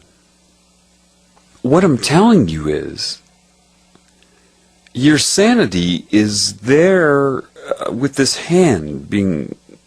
Imagine this hand over your head reaching down, waiting for you to grab it. And you're looking everywhere but at that hand. You're insane. And I could talk for weeks straight on things you've never even thought of. And I would get the reaction of all of the computers. When I talk to people, I feel like, not that I'm into movies, I see the poison in all of them, but that's what you people go by. So I mean that's what you know. There's the movies, the Matrix, and in the second one, Neo goes to the source, and every time he has a thought, you see all of the different, when there's an exchange that happens, all his possible reactions show up on a screen behind him. This is how I feel when I talk to somebody. The intuition, I can predict all of you, everybody, all the different reactions to me and what I'm saying. And it's painfully lonely. It is. It's lonely. It's, there are people trying to assess what I'm saying, try to figure out whether it's right or wrong, provable, verifiable. People that think I am insane because they've read the word insane, maybe seen the words delusional, read their psychiatric textbook or the Merck manual or something, some sort of diagnostic manual that they've tried to copy and paste into their mind and then regurgitate onto the world in the form of projection. They don't have an understanding of it. Had they never been told about it, they never would have figured that out. They had to go to some sort of school for it. They had to be told about it by a professor, a teacher, a textbook, a lecture. Most people that go into psychology are so screwed up that it's some sort of cry for help, some sort of defense mechanism for control, and they don't learn anything. They just memorize what they're told to the best of their ability and then feel that they're aware and they're just more bound to structure. It's the people that critically assess are plagiarizing. Most of the personalities on this planet are plagiarism in animation. I mean, it is plagiarism. Look how many people copy each other in this planet. I mean, especially in the United States. Look at hip-hop. Look at that community. Where's the uniqueness in that? Everybody talks the same, dresses the same, acts the same, thinks the same thing. And that's why that was allowed on TV and the creative black people were not. And then you get subliminal messages telling you that no matter how bizarre it seems, no matter how robotic and angry and detached it's becoming, you can't say anything about it. What you need to understand right now is the basics. If you try to assess me, fine, that's great, but you need to ask yourself, where are you getting the very questions you ask? What triggered your assessment? Other than opposition. You feel you either need to believe me or disbelieve me. Agree with me or disagree with me. Well, what are you basing your agreement or disagreement on? Something you have the ability to come up with in your own mind? Or was it something that you read somewhere and you liked the personality, the vocabulary, the presentation? The person had a good resume. and you saw enough of the same information to build what you think is a knowledge base of which you are pulling from to compare and contrast to everything else you're told, none of which is yours. It's computer data. You know, there's one scene in one movie that really touched me when I saw it for the first time, because I felt like it was the first moment in my life where I felt like I wasn't alone. And that was the scene in Good Will Hunting when they were in that Harvard bar, and you had the guy come up and make fun of Will's friend, Ben Affleck, and Will came out and proved that he was a robot. I'd never seen anything like that in my experience, and I didn't watch a lot of movies. I never saw anybody who got it like that so perfectly. Memorizing means nothing. Some of you are listening to me and you're feeling insulted by me. The brain has actually gotten that diseased on planet Earth that people, when they're told what is occurring within them that they need to know so that they can repair themselves, rather than recognizing that, they become insulted and then formulate a defense in their mind. These are the people that argue. And most people are this way. You start to argue and they don't listen anymore. They're thinking up, while you're speaking, they're thinking up of some sort of defense for their ego against you. I mean, the insanity on this planet it's insane. It's just it's a real problem. It's a disease, and you have people that, I mean, people more or less wait for each other to finish speaking. It's so insane is not the right word. Unalive, computerized. You ask if they've ever invented artificial intelligence? Yes, the majority of human beings on this planet are artificially intelligent. It's just the way it is. I didn't do it. I was born here to witness this. And have I witnessed it? Yeah. There's so much I know about what's going on right now that I can't begin to tell you yet, because telling you would be insane. It's just the way it is. Until you see, what you don't understand, the average animal knows so much more than you do.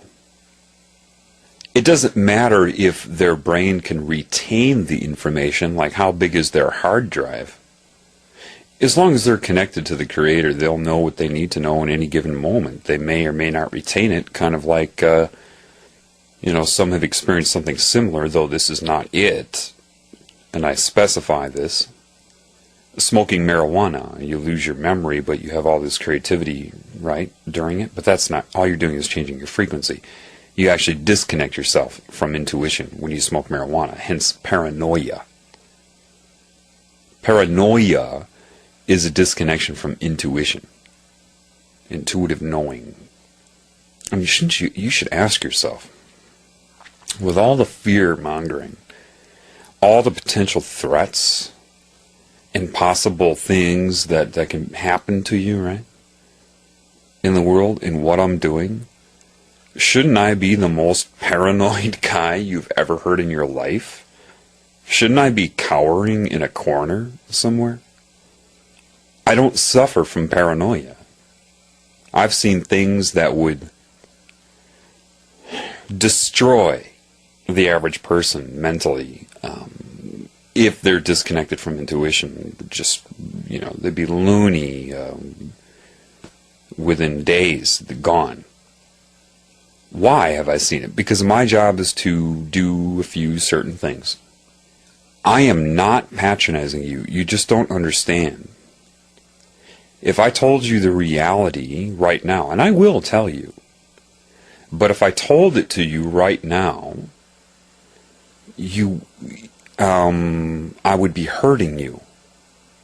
That's why when you get people like, that pretend that they are helping you, really when their goal is to hurt you, or they're being controlled and don't know it to hurt you. Like Fritz Springmeier.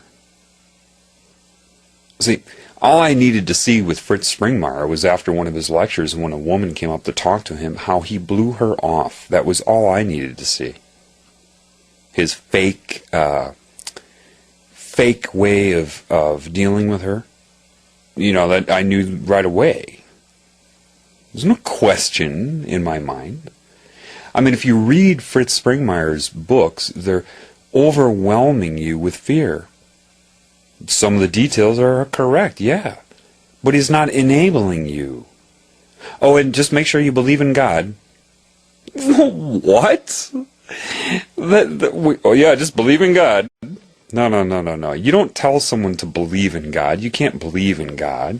And it isn't a procedure like, okay, I choose to believe in God and connect to God. God, where are you? No. That doesn't work. Sorry, it doesn't work. There's only one way to connect to the Creator. And so this is what I need to do first, or everything else will be done in vain, frustration, ignorance, and just stupidity. If I tell you the situation that you're in without enabling you first. Because if you're enabled, it will hardly even bother you. You see, how does a butterfly make it from South America to Canada when it makes that trip? How big is a butterfly's brain? Do you believe that it somehow stores the information in the form of memory and recall? No. That is what abundance means. It's connected to all of the energies involved with its creation. Therefore, it knows what it needs to do at any given time. That is abundance. I watch my cat, and my cat, though cats can become paranoid, is still way less paranoid than the average human. How do I know that? He can be still. You see, why is it you're all trying to keep yourselves busy? Why do they even call businesses businesses? Busyness? Busy as a bee? You think this beehive mentality is coming? No, you're already in the beehive. You're already being controlled by one giant consciousness. You're already bees. Look how you... everything you're set up to do, to pursue this goal, to do this, to do that. You can't stand to sit there without turning the TV on to occupy your mind, to help yourself move through time. Insanity is a disconnection from all of the energies, mainly love, that is responsible for your very existence. You're, of course, lied to here, and you're told love is, a relationship or an emotion. You can't define love, just one lie after another.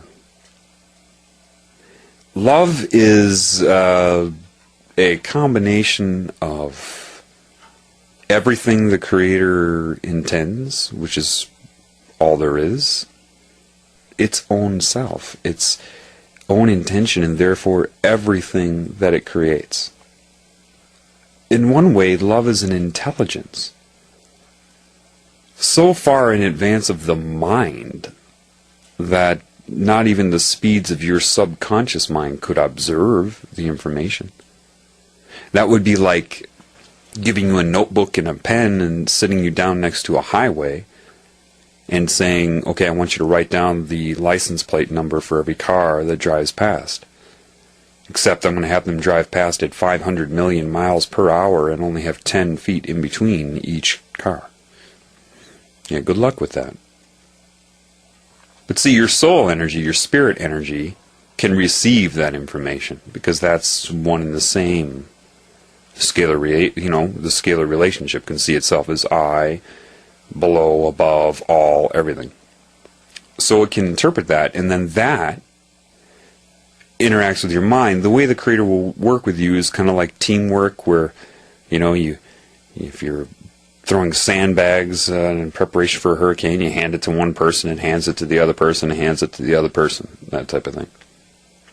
That type of interaction right now in this existence is kind of how that works. And love is so advanced that people, that type of instantaneous knowing, it's kind of like, again, I have to use a movie to give you a visual idea, but in the first Matrix, when they hook Neo up to his combat training and says, get ready, and then just downloads it into his head, and he's like, whoa, I know Kung Fu, that type of thing. Yeah, that's kind of what love is, but even faster than that. You just know. Your mind has the option to store it if you wish, but it's unnecessary. For all life forms. It's as a life form of the human type, you have a larger brain tissue mass to store and mix things up and whatnot, but your information didn't come from the brain or the brain's observance. You think it did, but it didn't. It's such a fast interaction with you that you have an emotional response to it.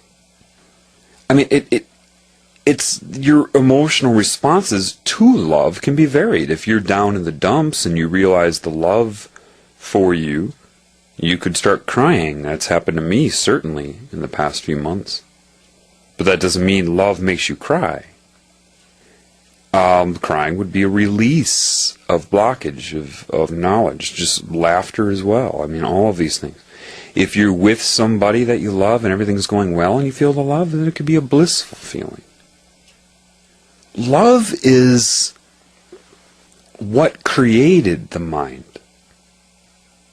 Therefore, love cannot serve the mind, which is, what the people who are the consciousness that's running this planet knows. So that's why you're taught that you have to pursue love. Make love work for you. That's impossible. So you won't access love. You'll access replacements that they tell you is love. Magnetic attraction. Addiction to being in a relationship. Why are breakups so hard for you all? Because you're addicted to the person's presence. You have entrainment of vibration. Spend enough time with a person, you start to get on the same frequency, and then an exchange of energy. It's an addiction, just like an addiction to anything else. You need them to verify your own existence, and vice versa. None of that is love. Romance, it's magnetic attraction, coupling of energies that are so detached that they feel that desperate need for it. Someone who really wants love seeks to express love, because you already got it. If you're connected to love, you've got love. You don't need a person to come by and love you. If it happens, great. But if you don't, it'll only happen. See, you can't emit love without getting love, and if the only place you're going to get love is from love, the Creator. That's what y'all don't get. That's your answer. You see, love is like the solvent to polarity. The mind is insane. It's always in conflict with itself. I can give analogies all day for that.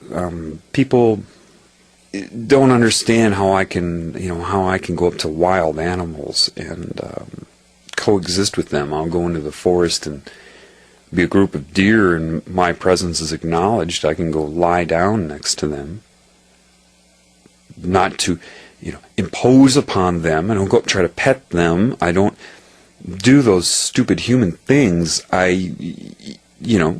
aware, and they know it. See, they don't need to assess it. They don't need to go read a book about humans to know what they're dealing with. Why do you think most animals bolt when you come by? Because they see you are detached.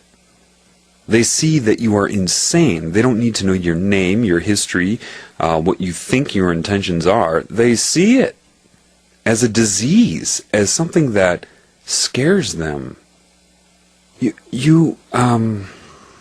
See, most people walk up to an animal and they have this hope. Oh, come here, I won't hurt you, come on.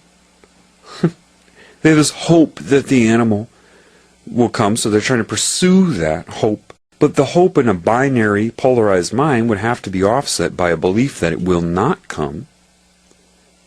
Otherwise, what are you hoping for? And that duality, that insanity, is being broadcast at the animal simultaneously. And if your belief that it won't come is going to be more solid, because the hope is transient, it's in that situation. That's being created from a belief that was in your mind before you saw the animal or came into its contact with it. It's, rather, I can't tell you how to do it. There is no procedure to know what I mean when I say you go up to an animal and you're not broadcasting a hope that it will come to you or a belief that it will not, but seeing it as an equal creation and being able to communicate with it. The animals accept my presence. They acknowledge it, and I understand them. It's funny how deer will go through a certain little ritual it's cute. They communicate with me, and I understand what they're meaning, what they're saying. A biologist would take notes and say, well, when it does this with its head and does this and this, it means that. The insanity of it. Deer can mean different things doing the same thing. Either you're connected to the Creator or you're not. It's like people that complain that they can't find a boyfriend or a girlfriend. They want one so bad, they hope they're going to meet somebody, so of course, they have a belief that they will not. Otherwise, what are they hoping for? So they'll buy a certain type of perfume, or maybe go shopping to get better outfits. So all these procedures that are built upon the hope. Maybe they'll run into somebody that's magnetically opposite to them in their charge and never works out, right? Forcing it that way. But then you'll hear people say, well, gosh, you know what, though? I met the perfect person when I least expected it. I was busy, I was doing something else, I wasn't thinking about it, and bang! There they were. Welcome to life.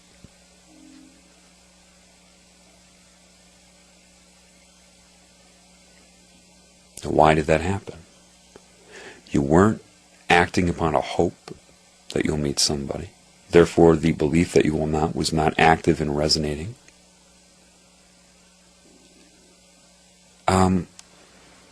You allowed it to happen. This is the truth of your existence. There is another example of abundance. You think with the brain that you will learn something from aliens. What is an alien in an infinite consciousness system? What is that? Alien? Are there beings that are controlling you and running this planet that are not the same as you, that are not human? Yes, of course there are. But you've got to understand that they are disconnected as well. So it doesn't matter if their IQ is 1,500, or if they have equivalent of 5 of your brains and can have 40 conversations at once. It's still memory, recall, processing, storage, and insane. It doesn't even matter if most of what they have retained appears to be correct. They will never, ever be as intuitive as a butterfly.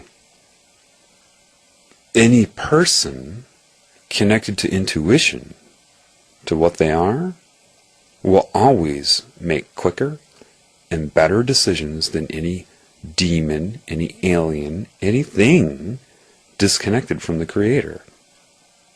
Always. I've had people ask me, so what about this mind control?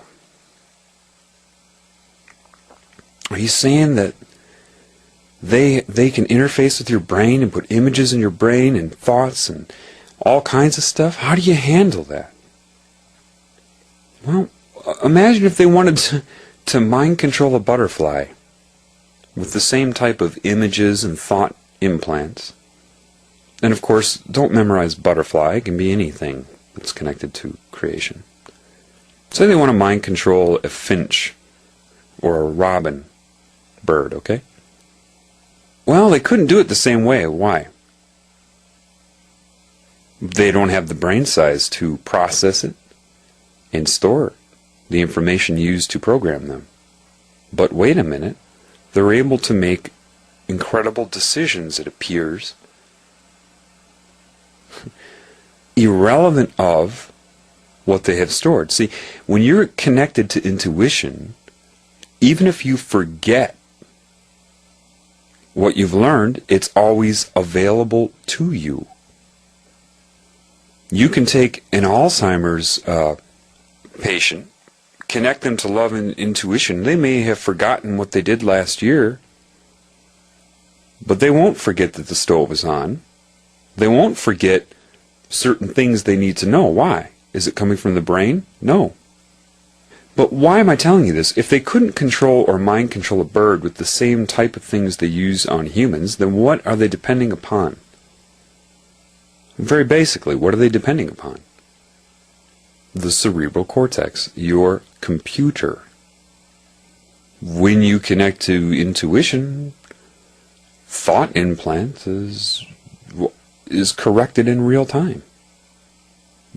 See, if you try to memorize how they control your mind, and all the different techniques, and I try to strategize against it from within the mind that they're controlling, forget about it. You're cooked. If you allow love and intuition to command your mind, it doesn't matter what they put into it. It knows. Let me give you an example of what I mean by that. What have I witnessed in the last year? Well, let's see. I've had human being agents turn on a microphone, hearing background noise in a room, speaking to me occasionally. I've seen them put in visual subliminal messages right into my brain. I understand the technology. There's no point in telling you right now, but that is also very, very basic. Otherwise, an EEG wouldn't work. I have had them put things that look like PowerPoints in my head. I remember I woke up from sleeping and I opened my eyes, which I knew right away. See, intuition was letting me know when it happened, why it happened.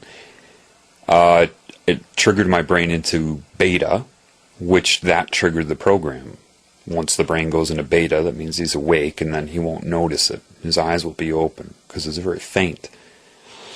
Intuition had me shut my eyes real quick, and there's this gray square with rounded corners, and it has a title that says Preconceived Core of Beliefs. I've never heard the term before, nothing, okay? This is what was in, and it had like 3 questions underneath it. And then it showed, if you've seen the movie The Ring, that video they all watch in The Ring, was just a series of strange scenes and bizarre images and such. It was like that for 4 minutes straight. I'm just watching it.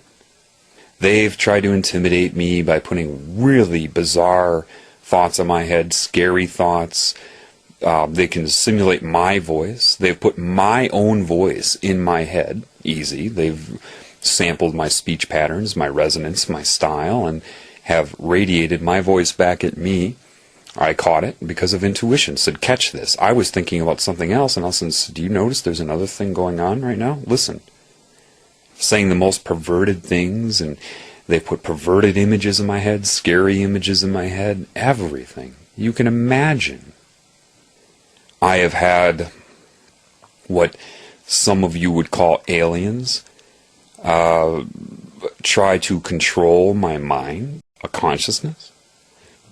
Some of you would call demons that have tried to psychically attack me and control my mind. Was witnessing what you would call paranormal stuff, things moving on their own. I've been hit with what are like energy balls that feel like it's going to knock your spirit right out of the body. I've had my bed shaken violently, all kinds of things. So, see, when I say so big deal, the insane mind says, what do you mean big deal?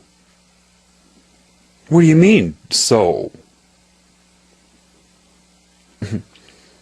Again, does a butterfly memorize its vector of travel, all the things it needs to know to make the trip from South America to Canada? When have they controlled my mind successfully? I started to be shown this. When you are disconnected from love. When you are not, you're like Neo watching the code go by. No alien, no matter how intelligent they appear, no matter what technology they have, if they're disconnected from love, they cannot compare to me. And they know it. They try to assess it. How is he resisting? Let's try this. Let's try that. They mix it up. They keep strategizing. They can't touch what they perceive as intellect. Just the way it is. No mind control can control. Mind control is structure. It originates from a mind, a result of creation. Therefore, trying to affect a mind, a result of creation. If you don't get it yet, if you connect to the Creator, not religion, if you connect to that which created you, yeah, it controls your mind better than anything it created can. No problem. It's not even a question. It's not even, you don't quite appreciate what I'm saying to you. The mind is structure. It's a binary apparatus. It's a computer. It's binary. It's polarized. On, off. Yes, no. And you're thinking, well, my thoughts are not yes or no. I'm neutral about things. Well, no. Even your neutrality can be broken up into components that are yes or no. They're trying to digitize people. That's what they've done. That's where digital has come out. That's why everything is digital. It's their very nature. Why else would digital occur? If people, the consciousness that's controlling all of you is suffering from a very huge bipolar disorder. Bipolar disorder is being stuck in the mind with no love. See, I don't care who you are. If you're connected to the Creator, you cannot be insane in any given moment. I use this example. See, people just don't understand. When I say, sometimes I've said love commands the mind, but people don't understand that. They link the word command with control. And that isn't it. Love allows the mind to be what it was supposed to be, a tool used by love. The mind is structure, which is a result of interference patterns of energy, which is structure. Shut your eyes and think of a flower right now. Imagine a flower in your mind. Imagine a daisy. Do you see it? Where is it? Tell me, where is it? Where is that daisy? Imagine a garden now. Where is that garden? What is that garden? You can see it, can't you? What is that? Now let's be more specific. Why is that? You know what you're seeing. Why are you seeing it? Where is it? What is its dimensions? Is that all of your mind? Or a result of the mind, which is holographic? Those are interference patterns, reverse engineered. It's like in a chemistry formula, they don't have really equal signs. They have arrows that go both ways. If it's a back and forth thing, same thing. You've observed the garden, which is just really the detection of waveforms of energy, mapped it in your mind, stored away that as waveforms, and now you're reproducing those waveforms to see the image. Holograms, if you've taken a physics class, even in high school, you usually have a unit where you make yourself a hologram. You use a laser and you split the light beam so you hit it from different angles. But when you look at that, when your teacher will tell you, okay, let's look at the film, and you see that it's just concentric rings that interfere with each other, like waves and David Icke even talks about this. They're interfering with each other. Well, you're not seeing a picture when you look at that. It's only when you shine the light on it, the laser, in the correct way, that your brain interprets it as an image.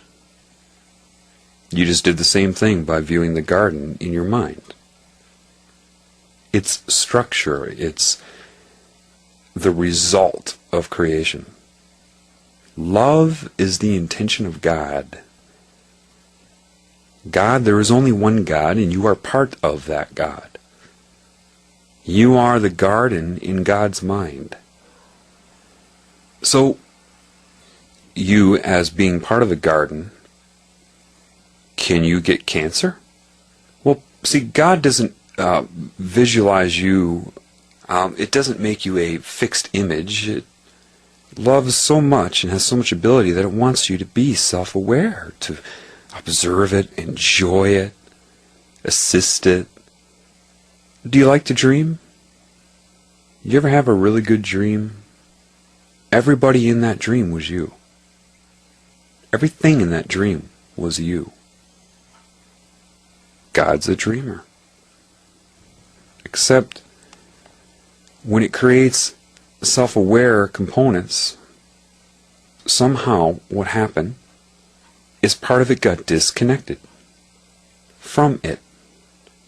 A self-aware creation of God, which is a part of God, that got disconnected from the Creator. God is the wrong word.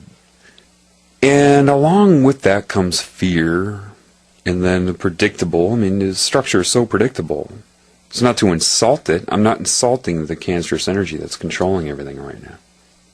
But it's so obvious that you, of course, would get scared and then try to, control everything. And then you can become addicted. Addiction comes from disconnection from the Creator. What you call the Illuminati and the energy they're serving is incredibly addicted to what it's doing, and I won't get into it right now. But obvious results. The mind is structure, so therefore math is structure. Mathematics, geometry, numerology. It's the result of creation. Now you have a disconnected part of that creation that tries to assess everything by looking at all of the results of the creation and not the Creator. So it's a bunch of copying, reconfiguring, trying to use structure against structure. Math is not life.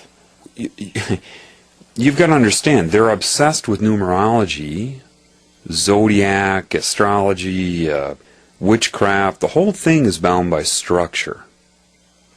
The pyramid, the energy grids on the planet, they look and say, okay, it appears here. And structurally we can say why. Because they're refusing, they're scared to death of this energy saying, you were part of me. And it's building up a wall of defense, or has, against it.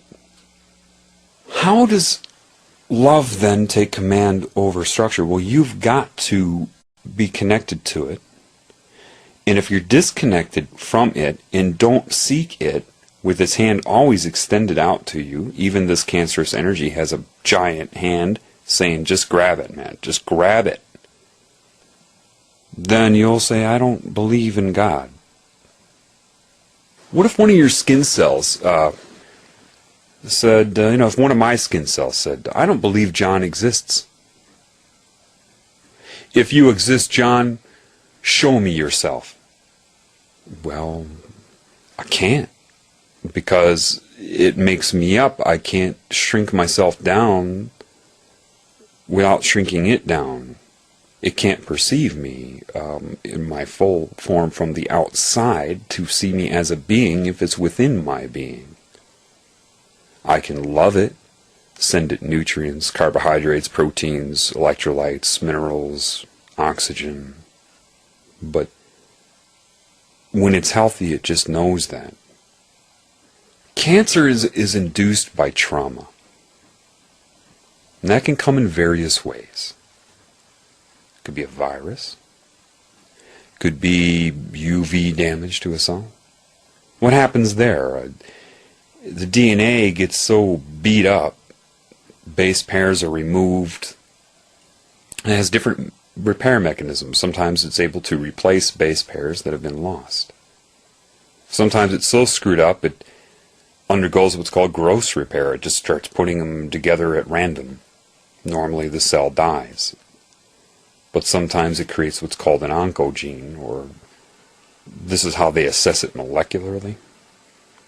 Like computers, geneticists don't get it. If you take an advanced genetic course in university, you'll see that everything is explained to you either in math or structure. You take chemistry and it's all structure, electronegativity. The Creator put in my mind, there's an element right away. What's missing from the periodic table? Time. But anyway, electronegativity is the tendency of an atom, or the nucleus of an atom, to want to draw electron consciousness around it within a molecule. You see that with water. Oxygen would be considered an electronegative atom, and hydrogen's not. So when you have two hydrogens hanging off of an oxygen, and you have all the electron consciousness bathing it, surrounding it, seeing itself as I, the water molecule, it decides to allocate more electrons, or that consciousness, around the oxygen. Therefore, less electron energy is shielding the hydrogens. So they call it a polarized molecule, or polar. Positive charge by the hydrogens and negative or more electron consciousness around the oxygen. Well, okay. So it's like magnets or magnetic attraction. If you start to get large molecules, they can start to have different... When you have proteins in your body, let's deal with the body. You have different levels of structure. They call them primary, secondary, tertiary, quaternary. Tertiary would be... Primary is just the chain. Secondary is the winding of the chain. Tertiary would be folding of the chain upon itself to take a shape. Quaternary would be different molecules coming together and being magnetically attracted to each other, like an antibody would be quaternary structure. Okay? Why am I telling you this? Because how does an enzyme then? An enzyme is a protein with a large chain, in chains wrapped around themselves to take a shape. Scientists say, well, there are different atoms in there that are electronegative, and they draw a certain amount of electron consciousness around themselves, therefore, making other atoms more positively charged as it appears. So any molecule that will come in contact with it will be magnetically attracted to the various components of that enzyme. Beep, beep, beep, boop, boop, boop, boop, boop, boop. Just a computer thinking that through. Then you have coenzymes that attach to the enzyme, like certain B vitamins that, because of its electronegativity, draws certain electronegative consciousness or certain electron consciousness around itself, therefore shielding less of certain parts of the enzyme. So because of that, changes certain magnetic relationships and it changes its shape. And then you have cofactors which attach to the certain coenzymes like magnesium, and that draws more, or gives off more electrons to change its shape, turn it on, turn it off, like a computer. DNA multiplies because you have a helicase enzyme that starts to go anywhere within the DNA and open it up like a bubble and unwind it, unzip it. And then polymerase enzyme will attach itself to a certain codon and begin to move down that codon to transcribe RNA, which is then transferred to a ribosome, which reads that through electronegative attraction and transcribes an amino acid, which becomes a protein, which becomes a structure. What? Okay, that is, yeah, that structure that is occurring, sure. What they're missing is the consciousness involved. What do you think, that just happens at random? Meiosis and mitosis are just random acts of accidental attraction due to electronegativity and charge within certain molecules? What? And you actually have professors that think they know something, that teach this. The reason they think they know something is because they're only allowed to know that, and ridiculed if they don't, or if they don't follow that, so that they can brainwash other students and keep them from thinking. It's structure. And even the consciousness that runs it is structure. Let me give you a really good example of what I mean. Because, see, I could go on all day about this. Literally, I could have a 150-hour upload. I could go on about science, properties, reality, whatever, all day. It will do nothing for you. I need to give you metaphors. I need to give you the ability to understand what I'm talking about. So let me try to do that for you. I remember going through the pre-med major was a breeze for me. Did I get all A's? No. Sometimes I made the decision to do something else. But when I studied it, I enjoyed it, but I had nobody around who understood it. There was one professor who memorized a lot that I like, and he was a Jewish professor who always felt this need to challenge me. I know why now. But we still get along. We just last month we were arguing for like 4 hours about who runs the world and what's going on, back and forth, of course, of the Jewish thing, back and forth. I had intuition, he had structure. We end with a hug, of course, because he knew that I saw through that and saw what was occurring with him on one level. When I had him he was my physiology professor, but I also took clinical endocrinology with him. And I had other things going on. I missed 3 weeks of class straight. I went into his office, and the exam was the following day. I'm like, oh, fuck, I'm fucked, aren't I? Not because I didn't think I could do it. I just knew that the protocol of everything. You need to be here this long in order to learn. This is what I believe, that type of thing. But we sat down and had a heart-to-heart talk about life for about an hour, and I really appreciated that. He took the time to do that. I really did appreciate that. And he said, okay, well, the exam's tomorrow. Here's what you need to know. And he handed me about 3 inches thick of, information, notes, handouts, all of that. By then, I knew that I could understand what I was looking at from a different point of view. I said, okay. I took it home and learned it. Didn't memorize it. I learned it, which allowed me to retain it. And I took the exam, and then, of course, he hands it back the following week, and he throws it down on my desk, shaking his head. And there's the grade B+. And then he says, flash recall will get you nowhere. And I knew right then he couldn't understand that it was not flash recall. I still, to this day, know most of what was on that exam. I throw it in his face even now. This is one of the things I was arguing with him about. I say, you see, this was like 10 years ago.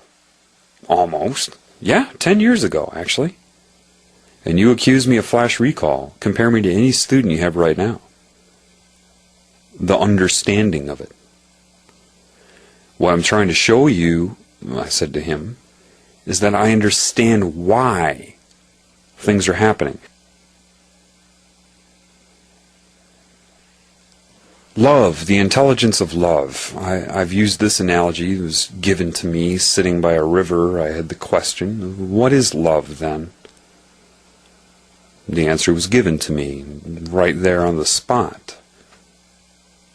It explained the concept of male-female energy to me in my mind, in my heart, and it just, how can I explain this to you? I was sitting by a river, and there, you know those certain plants that pop up out of grass that have the male components sticking up, the female leaves and everything?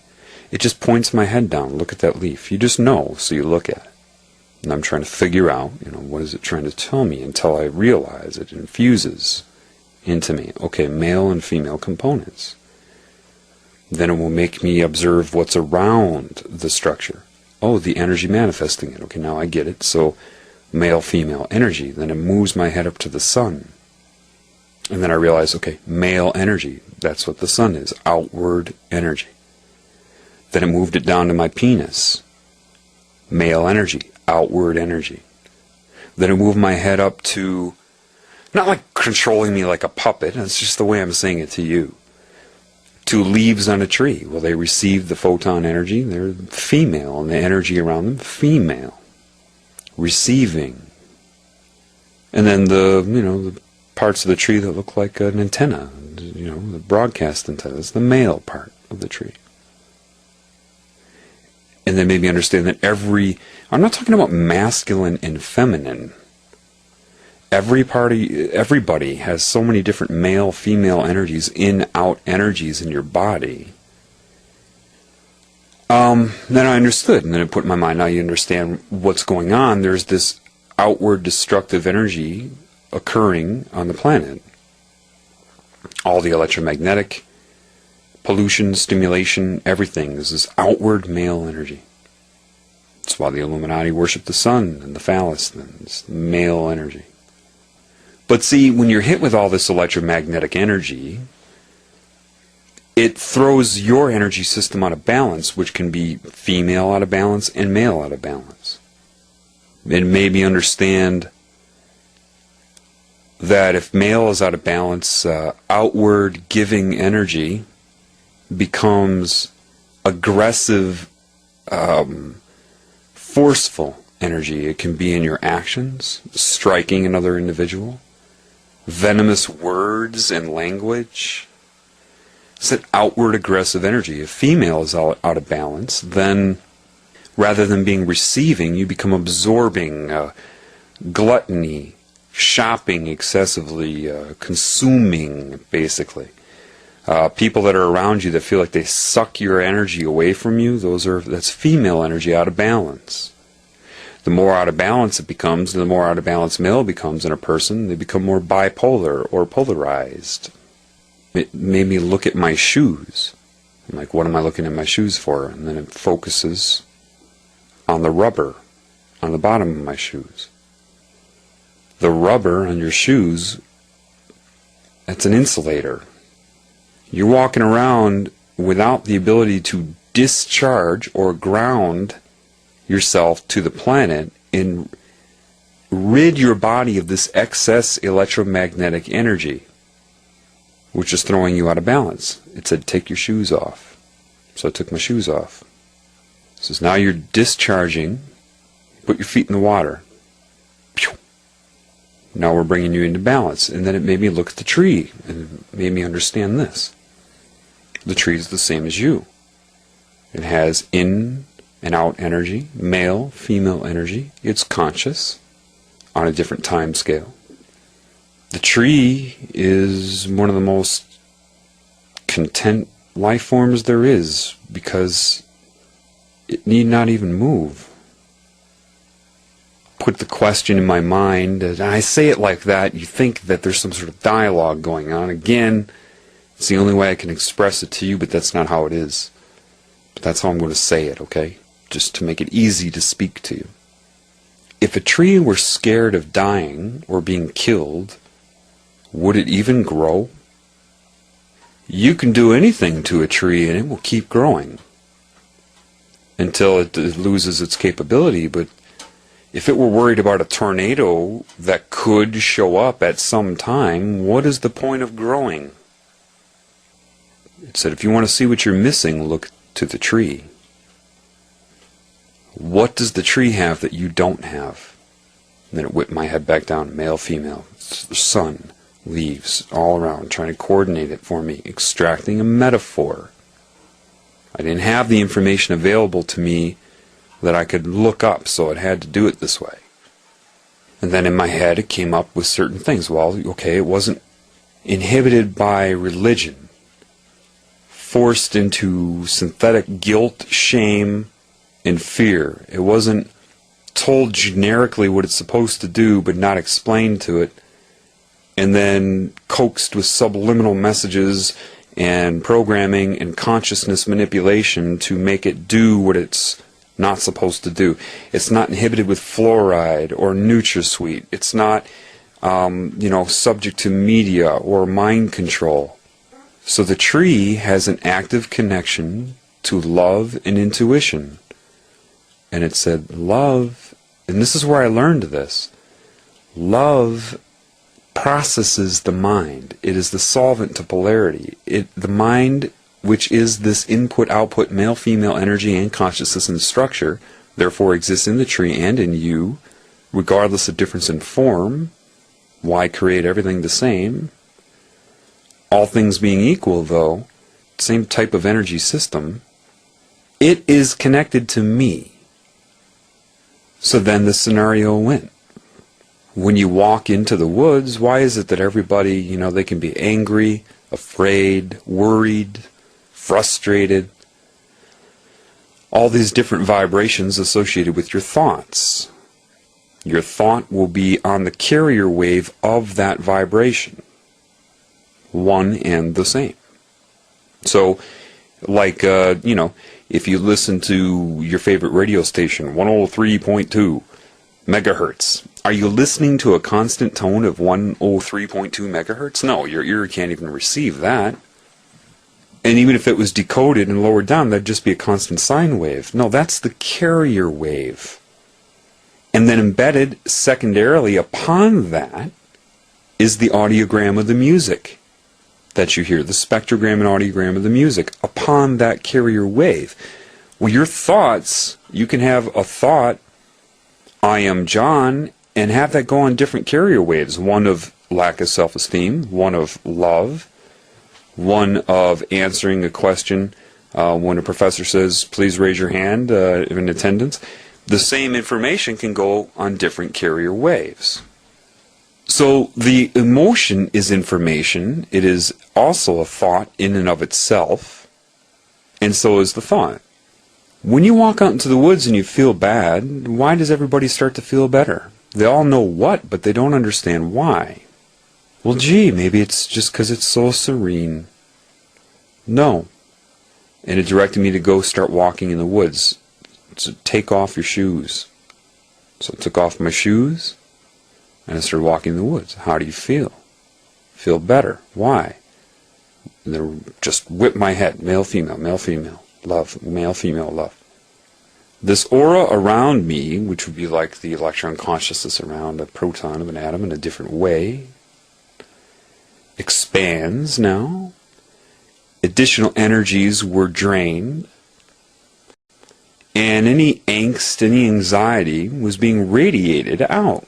And of course, same bandwidth of existence the trees are in as you, otherwise you couldn't perceive them. Their input-output male-female energy receives your thought and emotion. Yet its animation is guided by this love and this intuition by the Creator itself. And so it is that love that processes your feeling. Is it absorbed by the female part, like a functioning calculus? What's missing in calculus and not missing in the tree is the love and the creation and the intent. And that love knows everything, so it catches that your emotion is wrong. Not in my world are you to be feeling that way. Let me assess why. As you're radiating out all the information about what you're feeling, why you're feeling it, everything. It takes it and turns what's incorrect into correct, changing the carrier wave frequency to what it should be, and the information being adjusted, and then the male part of the tree radiates it back to you on your frequency, because that's what it came in as, and that information infuses you and alters your perception of what you were worried about and gives you the true way to view it indirectly, just by being around other life forms still connected to love. Answers can come from trees. Is it coming from the tree itself or the love that it's connected to that processes your thoughts? And it said, what's going on this planet is a disease. In its truest form, it's a disconnection. And what you're experiencing now is what your body has been disconnected from. Love is the processor and solvent to polarity. It commands the mind. It allows it to work correctly, infusing it with information. All the animals, all the plants, everything there is what you're going to learn from. You are not going to learn from aliens. They are just as disconnected. The ones that are running this planet are disconnected. You cannot learn from them. Stop looking up for UFOs. Stop looking up for new information. And look at what I have allowed to be right in front of you. My creation in its perfect form. They did not think to alter all the other creations. Therefore, your answer is right in front of your face. You are going to pull out of this that you're in by observing my other creations that are not suffering from it. Your answers are in front of your face, and I am guiding you now. And that's how it happened with me. The most advanced scientific knowledge given to me from the creative source. No book, no video, no lecture, no mentor, no professor.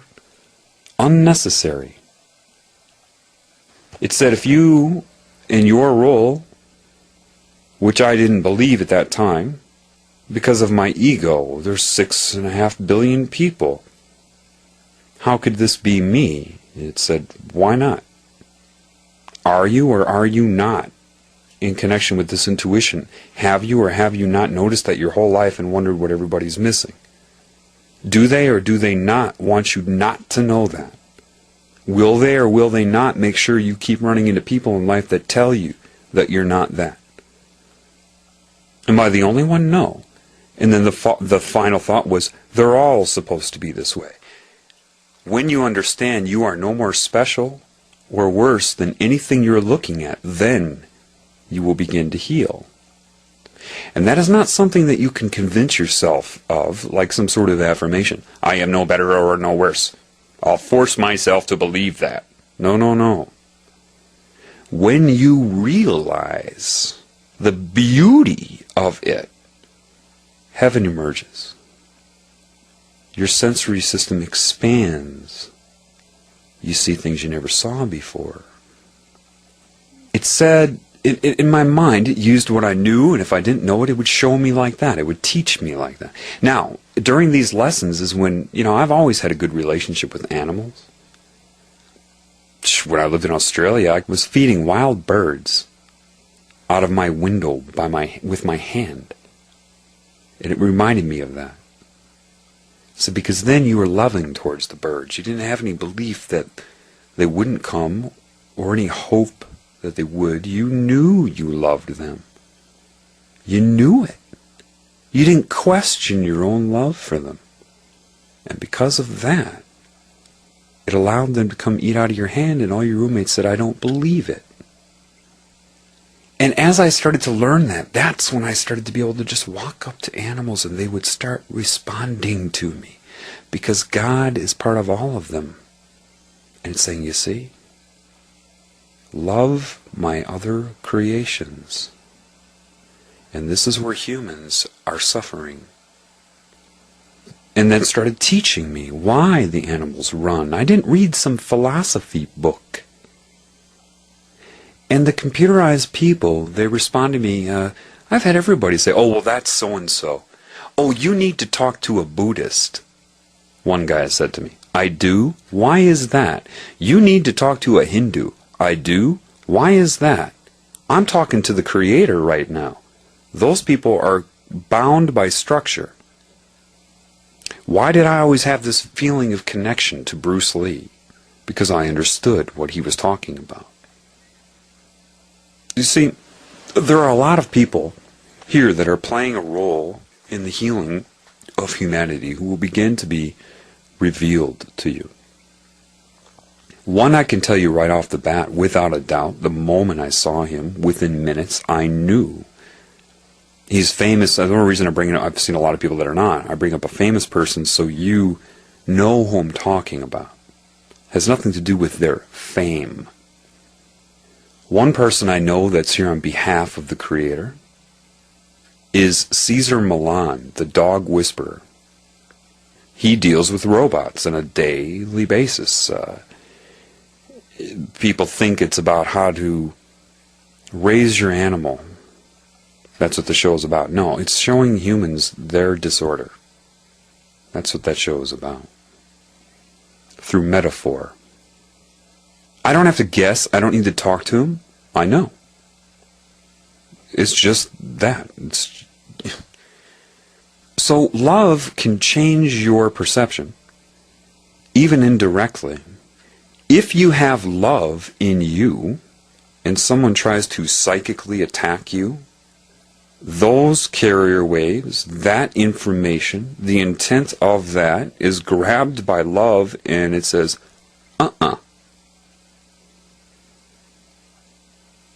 It's just the way it is.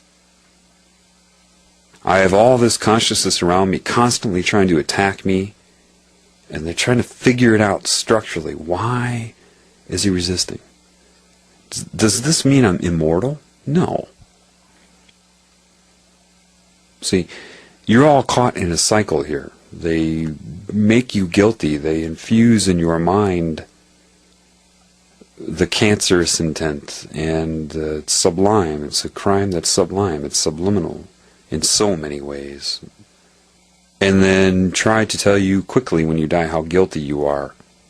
Use the threat of hell to get you to agree to an alternative, which is contracting to be a victim in your next role to learn your lesson. They just do it to you again and keep working on your soul to break your will until you feel like you're so bad that you can't even perceive that you would be loved by God, so they can absorb you. So what is going on here, and what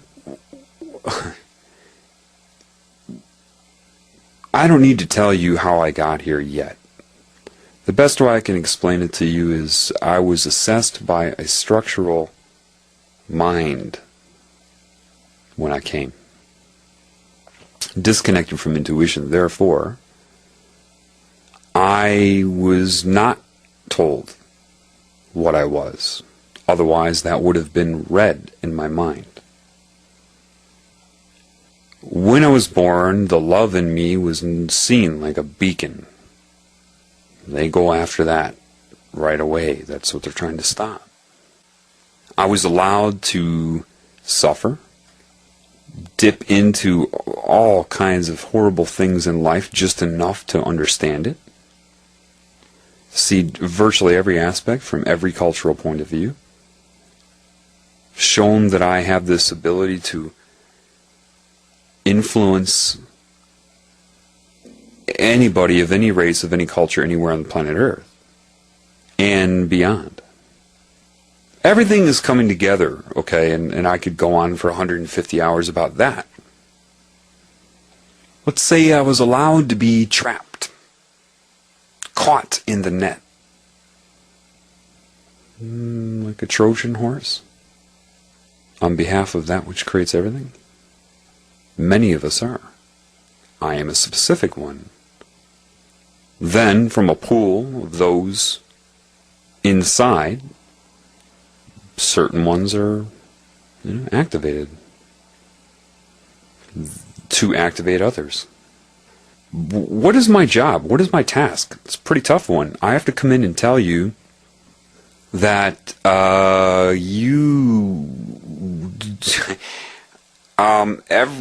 one level, everybody you look at is you. And there you are criticizing them, competing against them, weighing your existence against them. What do you need to know right now? So going back to the Cancer energy and understanding that there is a certain part of the energy used by that above you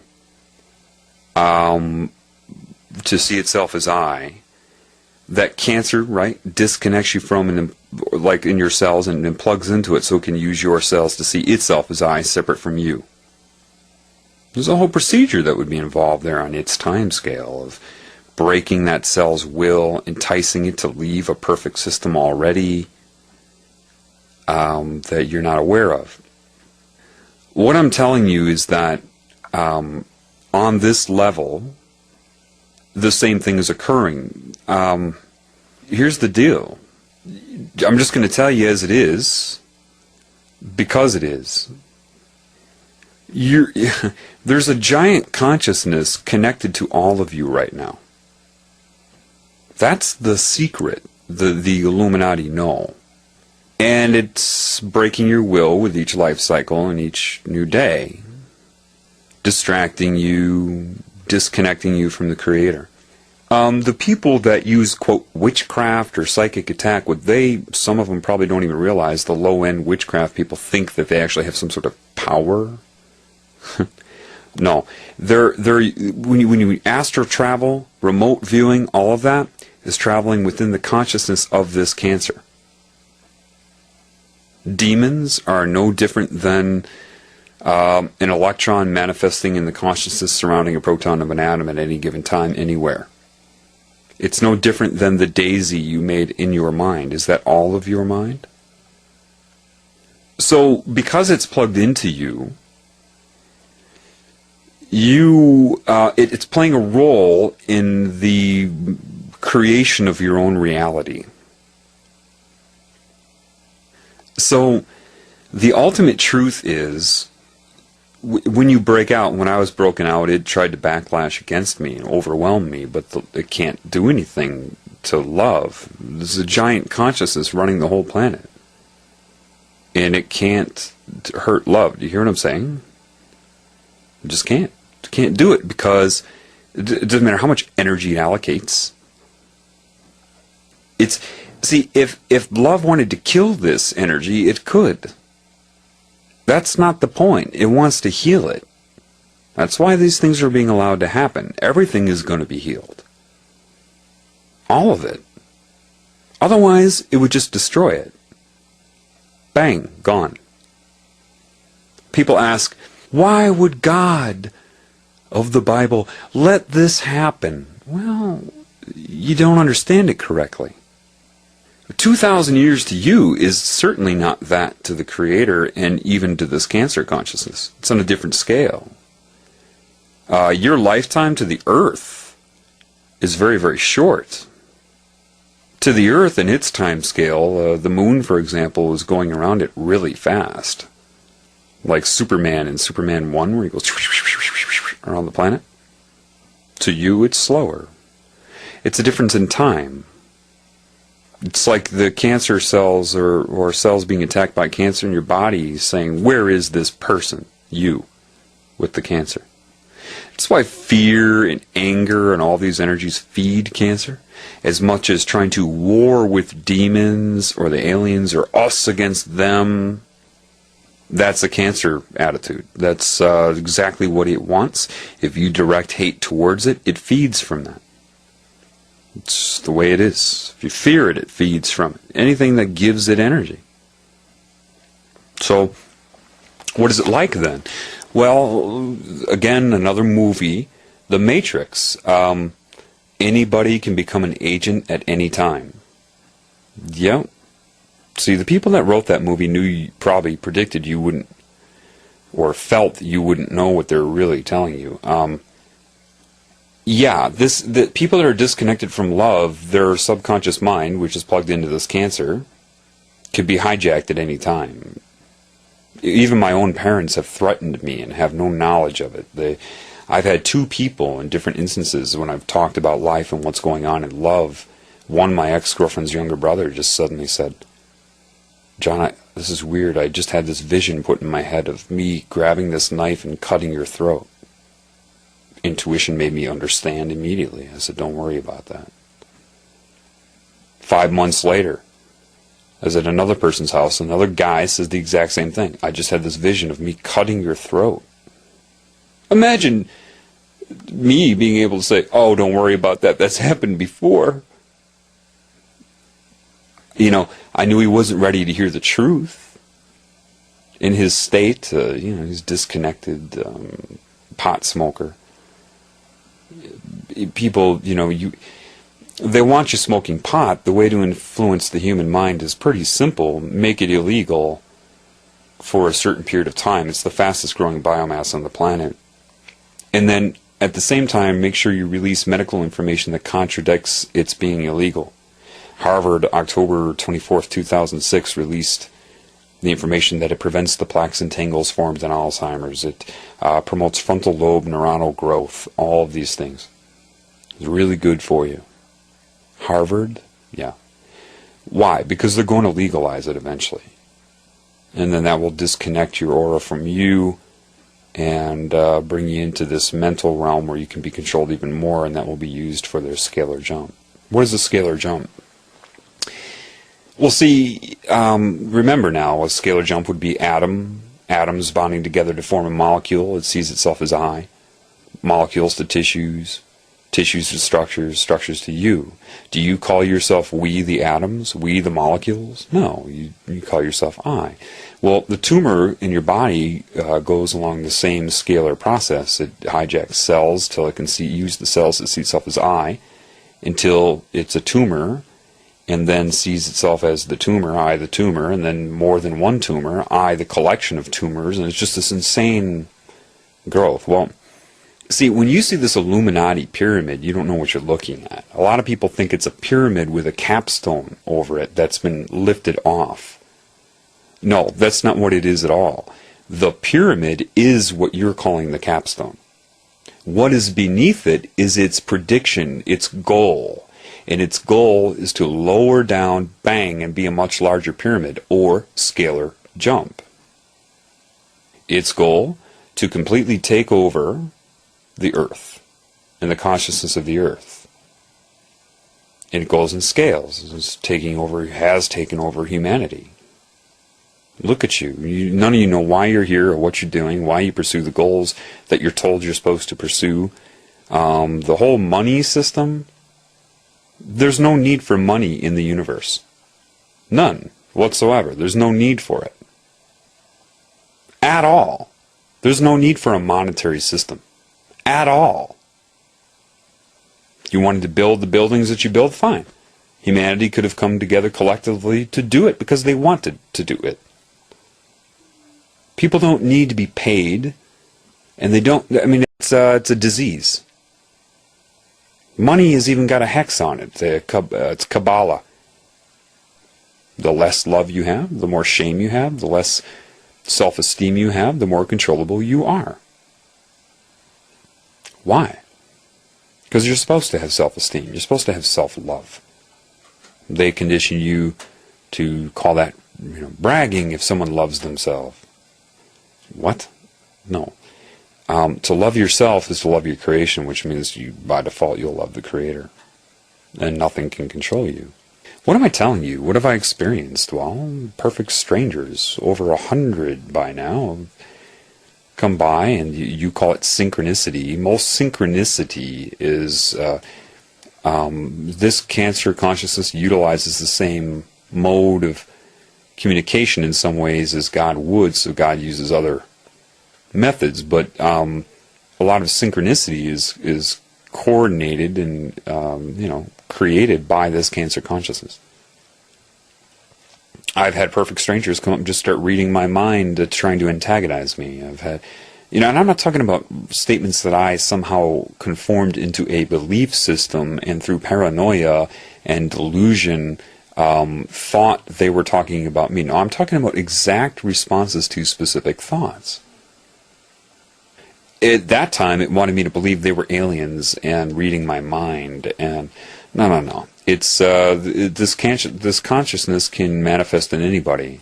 Why don't they know it? It's very, very simple.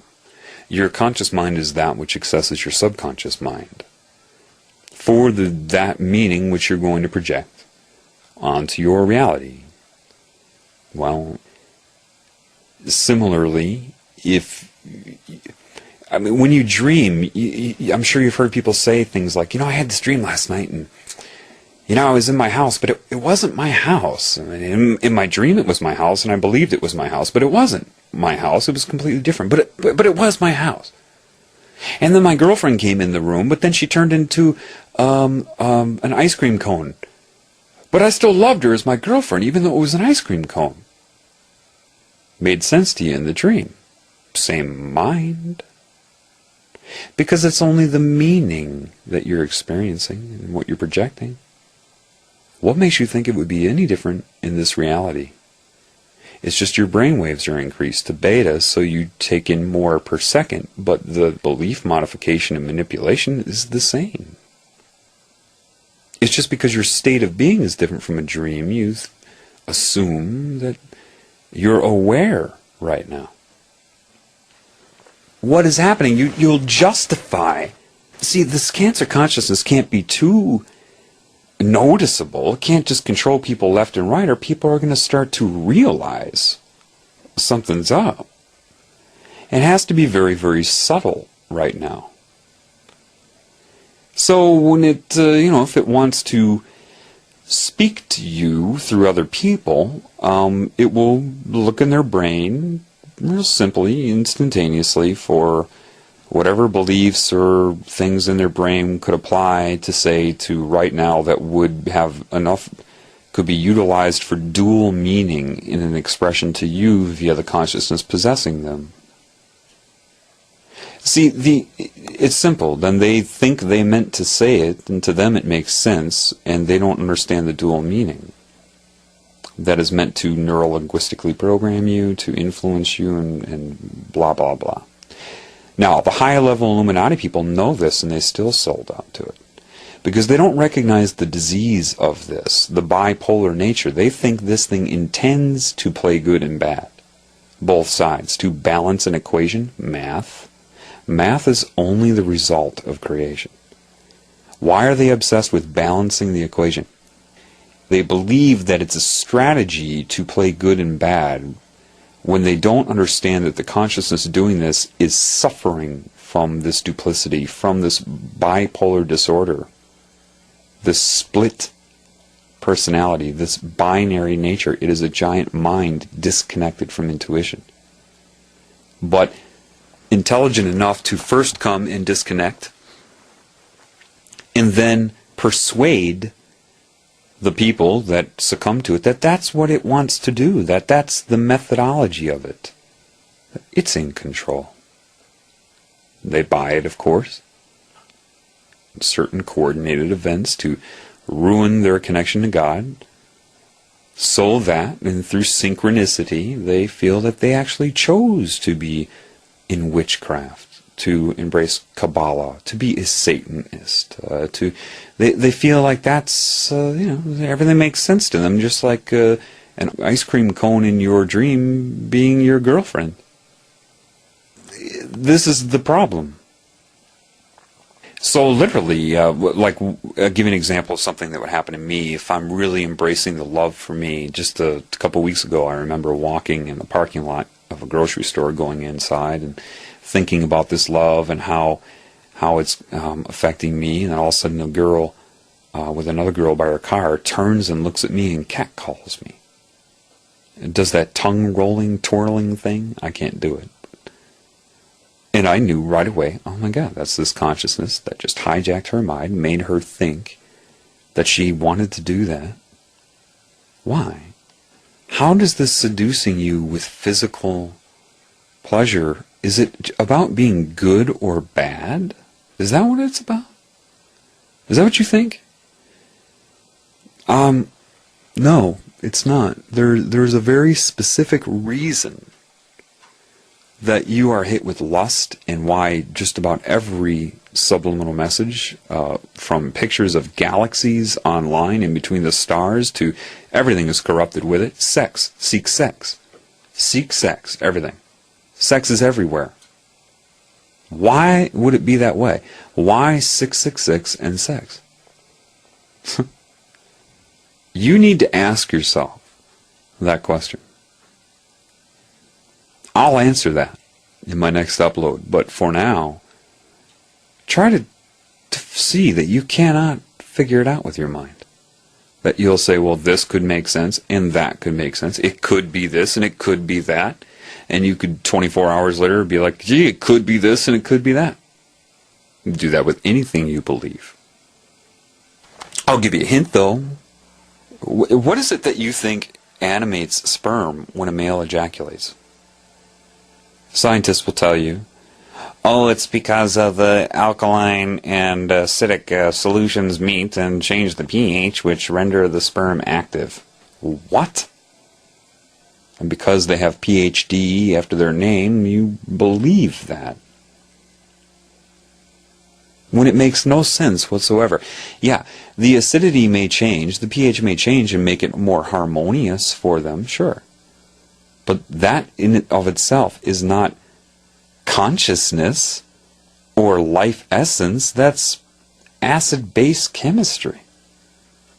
When the male emits the sperm and ejaculates, the same reason the Creator had me look at my penis after I looked at the sun was outward male energy. That's the creative life essence that you emit. That animates the sperm and shoots into the female, and even that energy, depending on where her egg is at that time, can actually start to animate the egg and make it aware. Which is why you can have false pregnancies. The egg has been activated, and the energy of it starts to go through a procedure even though it was not fertilized. And then you have the symptoms of a false pregnancy. That's your answer. Okay. Well, now you understand that love controls all structure.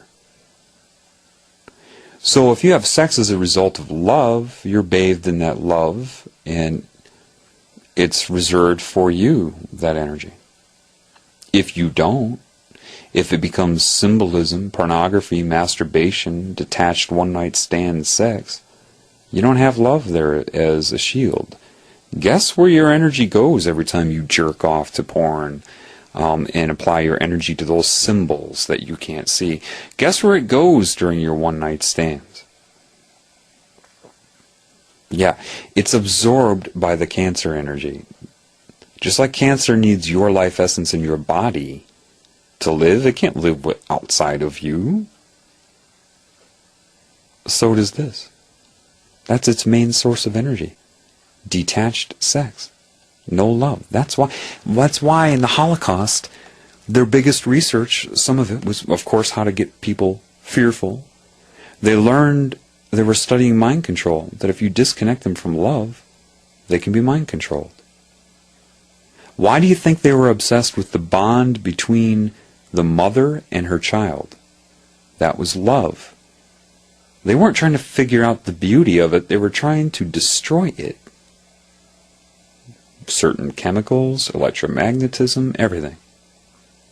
Implemented now. This is what that was all about. This is why everything has become so perverted and detached. They're eating the energy. Every time you have an orgasm, especially to something perverted, what is that? You need to ask yourself, why am I having an orgasm? Looking at a two-dimensional image, some perverted pornography, you're just rewiring your brain because you're not connected to love and spirituality. It just becomes a thought that triggers the orgasm, the symbol. They attach themselves energetically to that symbol, and when you have an orgasm and emit that energy, it goes to that. You talk about celibacy like, again, that's how they screw with you. You are either good or you are bad. It has nothing to do with good or bad. You just happen to be inside of a tumor. And unfortunately, that's what makes it grow. If you weren't, have sex with love all you want. But that's not your paradigm right now. And so, if you hear this and you continue to do that, well, if you don't connect to the Creator, you won't be able to stop sex. It's more addictive than crack. Sex detached from love is an addiction. Look how much energy you put into getting it. And then how long does that orgasm last? You go through a refractory period and you find yourself looking to do it again. It can be, why do you think porn gets worse and worse and worse? Just like people need more and more and more of a drug. It's, you don't understand. It's the life essence they absorb when you do that. It's the whole point. So, I mean, how many detached orgasms do you think occur every day on this planet? It is not about whether sex is good or bad.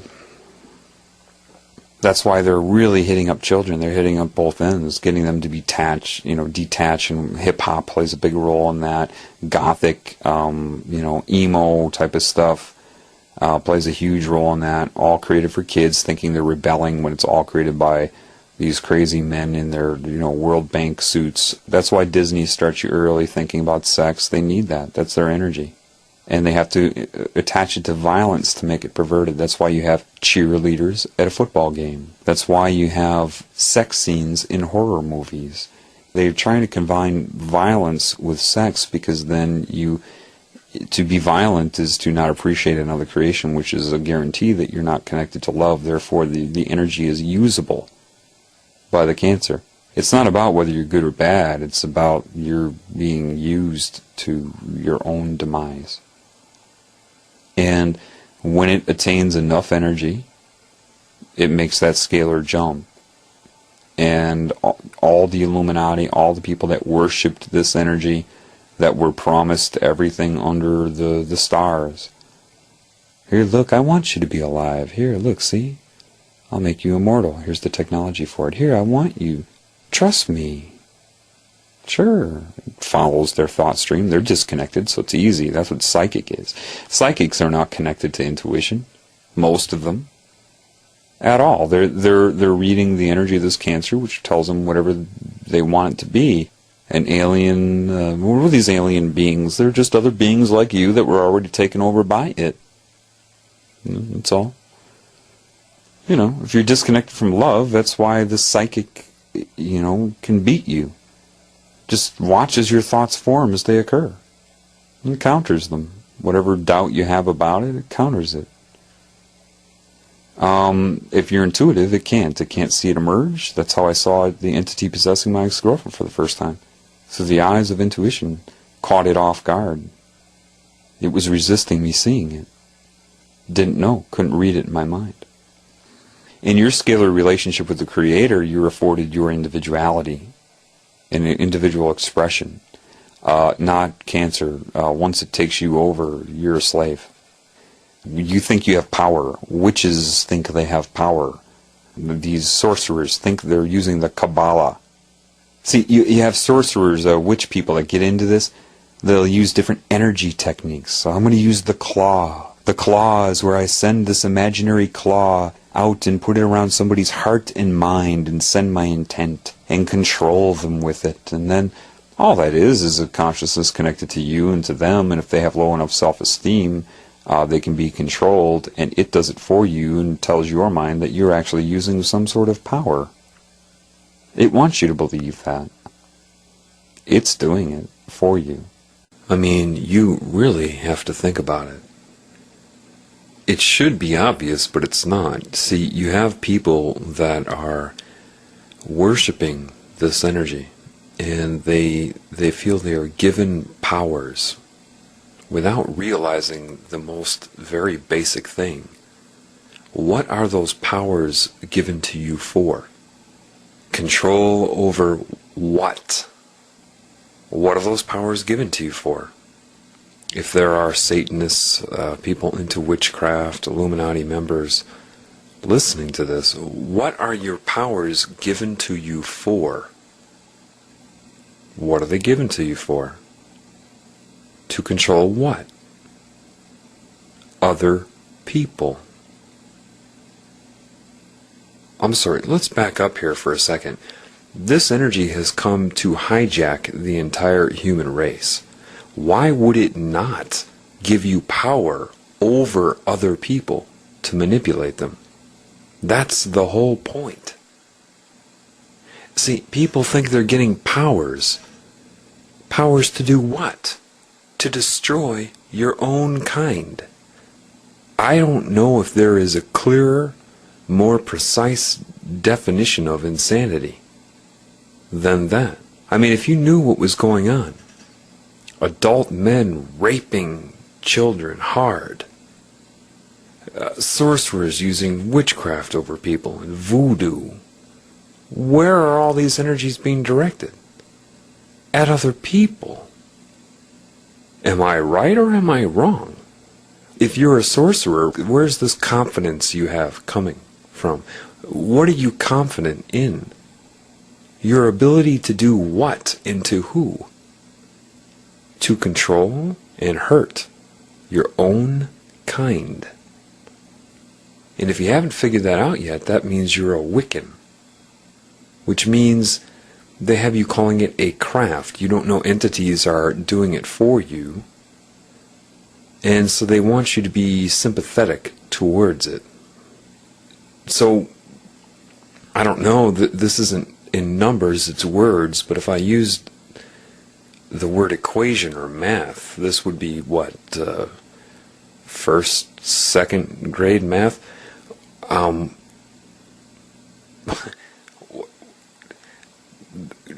hard is it to be able to deduce that they are going to take away all of your freedom when the time's right? That when the time is right to hijack the human race, those that were doing it, that were promised to not be harmed when it happens, to be given a break because they helped. How did they help again? Let's just recap. What were they doing to, quote, help? Oh yeah, destroy the whole human species. What are they? Oh, that's right. They're the human species. What was its agenda again? To give you power to do what? Control and harm and manipulate and destroy the human species. You know, they look at it like, well, I myself am not doing that. They don't understand the collective impact of the whole thing. They don't get it. They think they're going to be spared for some strange reason. The mind control works to convince a species to destroy itself, and then also, I mean, you should give a standing ovation to this Cancer energy. Really. I mean, it's convinced people to want to destroy their own kind and was able to convince them that they will be spared. Think about that. You should be on your feet applauding the Cancer. Now, I admit, I have a different energy. I can see this, but it's so simple, so easy. I can't believe that it happened. Because it's too obvious. It's too... I mean, I understand. Before I woke up, I had only a foggy idea that something was wrong, but I lived in denial about it, pursuing a career, pleasure, day-to-day living, week-to-week living. But now, looking at it, I'm in awe of the utter insanity of the whole thing. The whole thing is just incredible. To come to a species and somehow convince it that it should destroy others, and I suppose you have to first psychically, this is why the Illuminati, when I say they're synchronously coordinated, what do I mean? When they were children, people that get into witchcraft, Satanism, any type of thing like that, don't understand that they were attacked by this consciousness, these entities, as children, and worked on throughout their childhood, and various events are coordinated, taking away self-esteem, making sure there are moments where they feel powerless and hurt by their own species. Their thoughts are manipulated to be angry at other humans. That makes them a prime target. So when witchcraft or any of these things are brought to their attention, they actually feel like they chose it, like it's something they want to do. Why? Because they felt hurt and powerless. And then the very energy that's saying, here, let me give you these powers, is the one that hurt them to begin with. The irony is this: before humans were attacked by this energy long ago, they had more, they were multidimensional, they were at peace with creation, everything was fine. They could do more than the Illuminati members are allowed to do now. Oh, here, let us show you this different frequency range, this different dimension. And they have no idea that that's how humans used to be able to be. So the one that took it away on a long time scale to us, and with individual lives, then gives it back to you, and you think it's something giving you a gift? It's no different than being a prisoner and being given an hour to walk outside by the prison warden. It's a real mess, and it works. If you don't understand this, right? You're not aware of the consciousness, but you can't. Can you figure it out? Ask yourself. With each new year, you have more and more adults raping children, getting worse and worse, abusing them, victimizing them. Forget about what the Illuminati do for their rituals. I'm talking about the common folk doing this and wanting to do this. And people just are so asleep, so under a trance, they just point their finger at them like, you are a bad person. You as an individual are bad. They don't question what is occurring with the race as a whole. And the Satanists, the low-end witchcraft people, low-end Freemasons, think they're getting a gift of knowledge. You get high enough up, and then you encounter these beings, right? And the beings are not... Look how easily they manipulated the human race. Humans used to be more mentally active thousands of years ago than they are now. Doesn't matter if they had the technological knowledge, they had the intuition. And they were able to be taken over. This is why the other part of the universe, energies, spirits, you want to call them, whatever, consciousness from areas outside the tumor, like the DNA recombination in your immune cells to figure out how to fight an infection. This is different. This isn't fighting it. It was figuring out what happened. Okay, this is a problem. It's spreading. It's disconnecting. It's dividing, conquering, and absorbing and growing. It has to be figured out. So new spirits have come into this tumor. The body is not the barrier. You have a few layers of that. So it had to be enabled. Spirits that were, how can I say this, around longer. It's not a matter of being better or worse, but what do you want, a lie? Spirits that have more universal knowledge, you could call it an elder, just more in touch, more of a quanta of energy available to their being, came in. I'm one of them, knowing that as soon as you're born, you're going to forget everything. This is why they can locate you immediately, because you do have more energy radiating from you.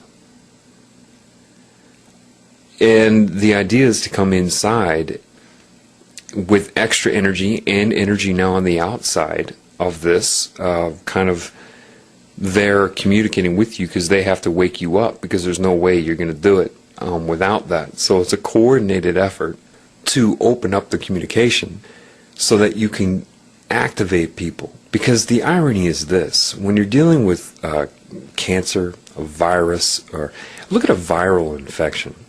A virus is not alive, it's non-metabolizing, it's like technology. It comes into your cells, and your polymerase enzymes have to read the DNA or RNA or whatever form it's in.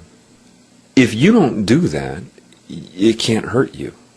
How do you think you get over a cold or the flu, both viral infections?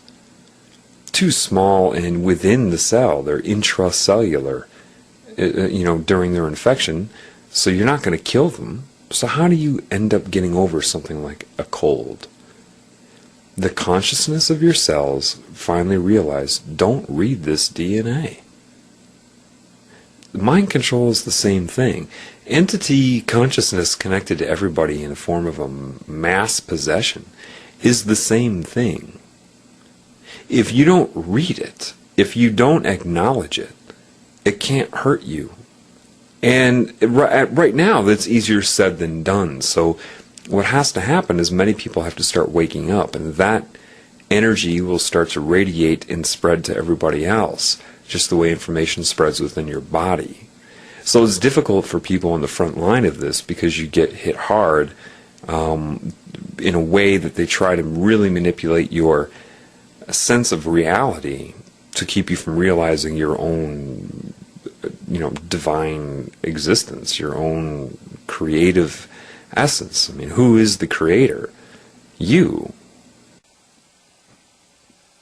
Now, let me make you understand a little bit more this, the perversion thing, the sex thing. It's an addiction. It's a chemical addiction within you. And what you need to understand about an addiction is you cannot resist an addiction. Ever. Ever. You can only understand and connect to love, and then change your resonance, and then the addiction's gone. See, because your body is the result of the mind, and the mind should take direction from love. Because your body is the interference patterns of your consciousness. Ultimately, I mean, it's back and forth. It started as structure, mind inhabited it, and like a piece of clay with instructions in it, the mind molds that clay. This is why you could hit the body with a resonance or a wave representation of a certain chemical, and then components in the body will assemble together as that chemical. The energy will slow down and condense together as that structure. Structure is waveform, waveform is structure.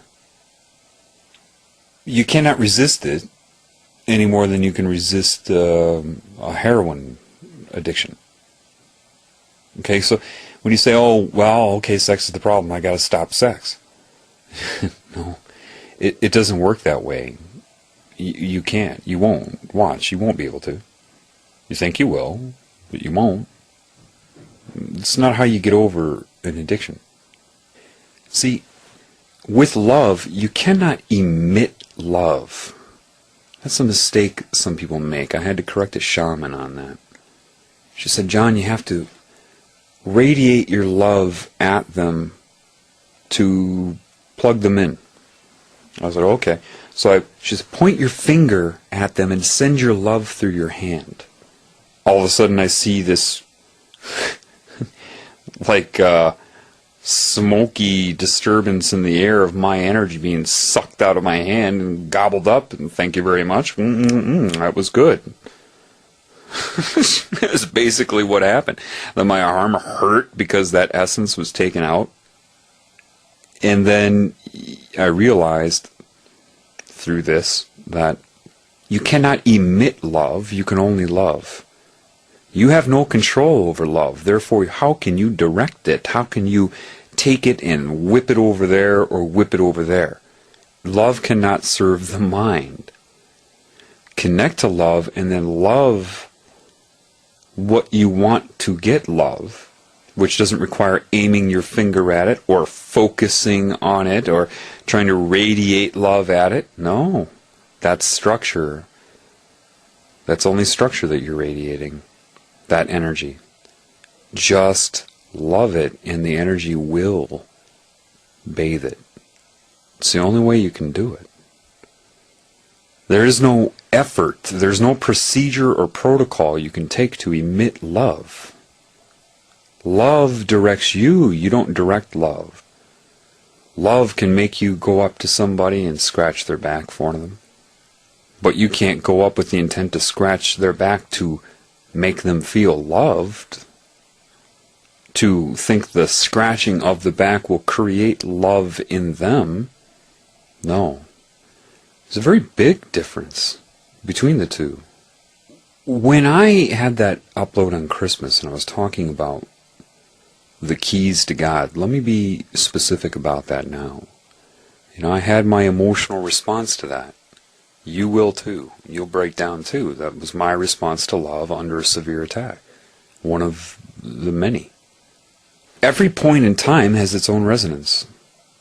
Therefore, any memory you have of the past has a resonance. That resonance was directly correlated to what genes in your DNA, what codons were turned on and off. An addiction to drugs, sex, and everything else is a manipulation of the DNA for chemicals and alter what you call homeostasis in the body. So what it showed me was that if you just shut your eyes and picture your point where you are now, say just looking forward, very basic, you don't have to do this, but the past would be, say, just if you tilt your head to the left and you go to the past, if you tilt it to the right. Again, structure, I'm just giving a metaphor, okay? Do it however you do it. And what occurred to me is what it showed me is, have you ever had that smell or a sound or a situation, a scene or something that triggered not a memory of your past, but actually took you back to it? Well, you start that way. You find something that brings you back, and you can't just remember it, you have to go into it. If the year was 1978, you have to, in your mind, pretend you're sitting there in 1978. Right now it is 1978. And you don't have the mirror for that. You look out of your eyes and see yourself as that child. And what you do is everybody has significant moments where you were attacked by this cancer. All of you. And those moments were to make you do something that brought shame to you, ridicule, whatever. Or something happened to you, you were abused, or something bad. And when you start to connect to love, you go back and you have this understanding that they were controlled by this consciousness. You start to get that. You start to understand it. You go back and you can actually, forgiveness is understanding. It's not an act, it's not an admittance, it's not anything other than knowing. You either forgive or you don't, just like you love or you don't. It's not a procedure or something you force yourself to do. You can only do it when you understand. Therefore, it's not even forgiveness. That's a word. It's, oh. Then you see, oh, I did this when I was young, but now I start to get an understanding. There's other things involved, subliminal messages, a consciousness directly plugged into my mind that wants me to feel separated and shameful. Oh. Doesn't matter what you've done or who you are. See, if part of my body gets sick and it's being played out as cells attacking each other in the worst brutal ways inside my body, cancer and allergies would go hand in hand based upon that. Autoimmune disorders. What are you going to do? Punish it? Or do you just want it to heal so you can go on with your life? Which is it? Well, I'd like to heal, but you know what? I think I'm going to turn you into a cancer cell and punish you. Because you became disconnected and started attacking other parts of me. You, Mr. Group of Cells, and you, Mrs. Group of Cells, or whoever you are. And I'm going to punish you now. No, you're not going to do that. So what makes you think that the Creator is going to do that to you? If you knew how appalling the attack on your own body and an autoimmune disorder was inside your own body, or a cancer, how the consciousness is being played out, the torture, older cells destroying newer cells. On that level, they can't understand it. That's the anger inside the tumor itself. It's only when you connect to all perceptions at once, being part of them, being part of you, being part of something larger, and everything at once, when you spontaneously heal. What makes you think it's any different here, in an infinite scale? You need to be able to forgive, obviously, the people doing the most horrendous thing. Now, forgiveness doesn't mean you allow them to continue, because love will always do and guide you to do what it believes is right. You can't not lie. Lying is no different than telling the truth. If you intend on doing that, if you intend to do it, when you're connected to love, you just will tell the truth. It's more about not what you do, but the intent of what you do, which you cannot constrain to rules and guidelines. What is right in one situation with one person may not be right for that person if they're in a different emotional state and you are in a week from the first time. You cannot remember what is right and wrong. Life offers an infinite possibility of interaction. You cannot retain it. This is where laws come from. Rules, political correctness. The whole thing is an arrest on life itself. You don't need laws. If you're connected to love, you live it. You don't need to adhere to something. The very fact that there are laws here shows that there is a major problem. Forgiveness is understanding. And first you need to forgive yourself. Because you were manipulated. It doesn't matter if you can perceive it yet. I can. You have no idea what's going on. You were manipulated to do everything you've ever done to other people. The whole point is to make you attack other people and to be separate from them, and there are varying degrees. You cannot accept the judgment of man because the man is connected to this Cancer energy. You have some person commit a crime that lives down the road from you, and you're so quick to point your finger at them. What if it was your own son or daughter that committed that crime? Would you be pointing your finger at them? Well, no. Why do they deserve your love? And the one down the street does not. You're insane. It's your love for your child that makes you sympathize. Even though you don't understand what did it to them, you still have more of that love, the broader perspective. Yet you reserve that for your nuclear family or close friends? That doesn't mean covering up for them. If you're, say, a drug addict or a sex addict, that means your body is wired right now to be that way. When you were a child, you did not need to perceive bad in order to perceive good. This whole black-white, yin-yang, good-bad balance of the equation is insanity. It's a computer trying to assess itself. That's what it sees. All the results of creation, not from the creation point of view. When you were young, you had to be taught to view things as good and bad, right and wrong. Then once you got hit with TV, Barney, Elmo, Sesame Street, Disney, bye-bye. And that's when you start being selfish. The more TV you watch, the more toys you get, the more all the stimulation from this cancer. And pretty soon the child starts saying things like, mine, before they were quick to come up and just offer it to you and to share. You didn't need to perceive bad in order to perceive good. That's why you have drug use, gambling, sex addiction, anything like that. The escape from reality. You have to perceive bad, and it's a polar, it's a backlash. It's the pursuit of pleasure and avoidance of pain is what motivates everybody. Like robots. But as a child, you can't remember anymore. The reason you weren't compelled to drink, before you hit puberty, you weren't, most of you, unless you were abused, which isn't your fault, but if you weren't out trying to get laid all the time. Question. When were you happier? Then or now? Do you remember when you were young and before you were tarnished with, and I'm speaking to older people now, because kids are less, they're hit with sexuality so early now in so many ways that the innocence goes early. What used to be a crush in 6th grade to somebody in their 30s, children today would have to think in terms of 1st grade. More access to porn, more sexual, stimulation subconsciously and everything. But do you remember when you were young and you had that crush? That you loved somebody. You just loved their creation so much. They just did it for you.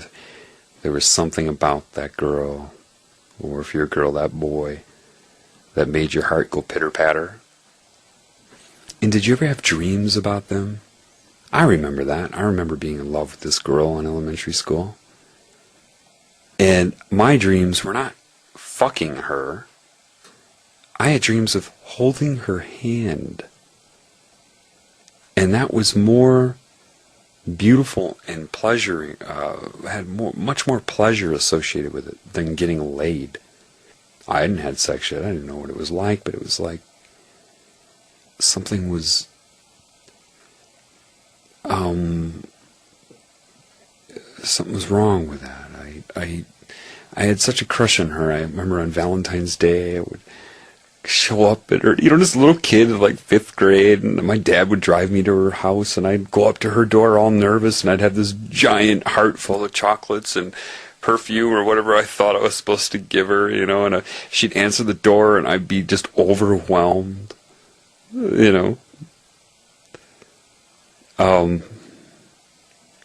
That was the love in me. Now, they'd already tried to take it away, so I didn't have the self-esteem that I have now that's being repaired.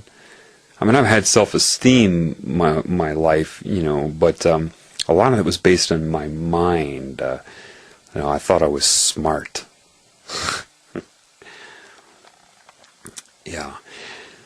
Anyway, that's better than any lay I've ever had. I remember when I first had my first experience of detached sex. This girl named Carla, and I knew her well, but I knew I didn't love her. And we just had sex, and I remember driving home. I was 18. And I remember thinking to myself on the highway, I just did apparently the most intimate thing you can do, and I feel more lonely than ever. Now that should have been a warning sign to me.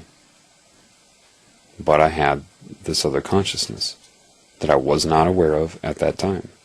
I had to go through these things. This way I can relate. And I remember that. There was something wrong with it. Nothing wrong with her. Something wrong with that. Like I said before, if you find that moment, find that memory, and you go back in your mind and be there in your mind and bathe yourself in that energy. Imagine taking that energy and having it change your DNA right now. Because that energy, that memory, that moment is a vibration. And correlated to that vibration was a certain genetic code.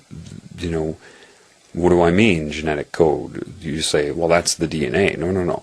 The code is what parts of the DNA are active at any given time. That's the code. And before, when you were younger, it was your love and consciousness that dictated your genetics. So you activate it by that. You need to go back, and then what happens is you find the points of yourself when you were innocent or more innocent. And you take that and it will start to change your resonance now. Once you start to change your resonance now, you get a new insight. The insight of your innocence as a child. See, the children have the love in them, but they don't have the experience or the body mass to defend themselves. And so it can be taken away. If you get the innocence back that you had as a child, which you can, with the size and maturity you have now, it's a whole different story. And this is what it means in certain symbolism to say you can only enter heaven as a child. Well, heaven is just where you started from. You just forgot. That's how good it is. That's how good you had it. Then when you gain this new insight, there are all those moments throughout your life that you were embarrassed, ashamed, you felt tainted forever. That I'll never be the same again. And you go back and you understand. And then you can heal yourself back then. Why? Because that moment created an imprint in your DNA, in your field of consciousness. And by going back to that moment and understanding it, and healing yourself then, you erase the current imprint from it now. That opens up even more. Then you go back and get more of that innocence from childhood. Look at old pictures of yourself as a child and look into your eyes. See the wisdom that you couldn't see before. Find those pictures that you were embarrassed of until you can look at them with love. And you start to understand, oh my gosh, now I know what was making me feel embarrassed. And it's not a matter of pushing it away, it's a matter of letting it go, erasing it. Men that were forced to feel feminine don't understand. See, there are things I haven't told you yet. They take, every time, see what you don't understand is this. Every time you have those moments, those salient negative events in your life, you kick that part of you out of your body. There is a part of your soul that is of all time. That slice, you move out of your body, and that's a quantum of energy that could be available to you. That is no longer available to you because it can't get back in. There are fragments of you all around. Some being tortured by this energy, connected to you and your body now, so that you act out in response to that torture. And then they force that part of you to watch you act out on this plane against what that part of you knows you shouldn't be doing. Ask any shaman this, they'll tell you that. They know. Your soul is holographic. Just like a hologram, you can cut it into pieces and you see the whole image on every piece. Same thing, you take a part of your soul energy out, it will manifest as the whole of you. I have had parts of my soul tortured since I was 5 years old, a shaman told me. Because they knew what I was doing here. They knew they had to keep me from connecting to love. That was their strategy. They have been torturing me in the worst ways on a different plane. And I forgive them. That was then. I'm not looking at them as a warrior, or else I contribute to the destruction. I'm looking at them as if I were a cosmic, universal physician that has come in here to fix the problem. You can be a psychiatrist and have a patient. That patient may reach up and smack you. Are you to take offense or to understand the disorder? I am to understand the disorder.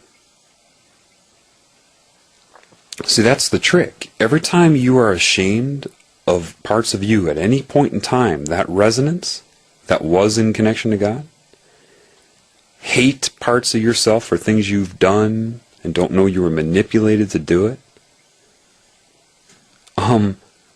you kick it out of your body. Have you ever seen, like, when you're downloading a torrent online, it starts to collect pieces and you see all those gaps in it? That's what you are right now. You have all kinds of gaps of yourself stuck on the outside of your body. A barrier. Here's the beauty, though. See, once they're kicked out of your body, those parts of you see what's going on in this world. Yep. So, from the Creator and the creative consciousness into my soul and my mind said, here's how it will work out. Forgiveness is understanding. I'm making you understand. You will make everybody else understand.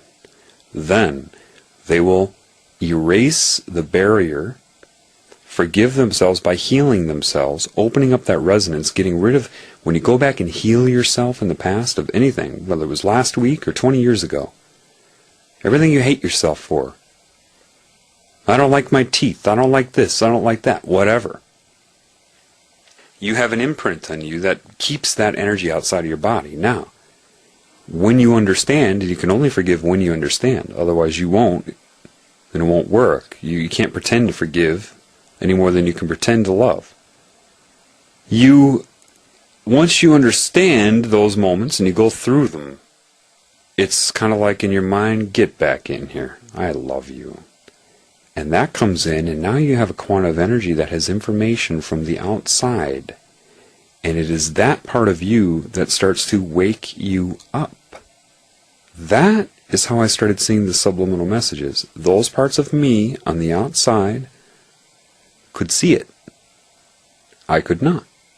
And the only way was to forgive that part of me and love it and invite it back. And now, more energy comes into me with this new awareness that can communicate with the Creator and me.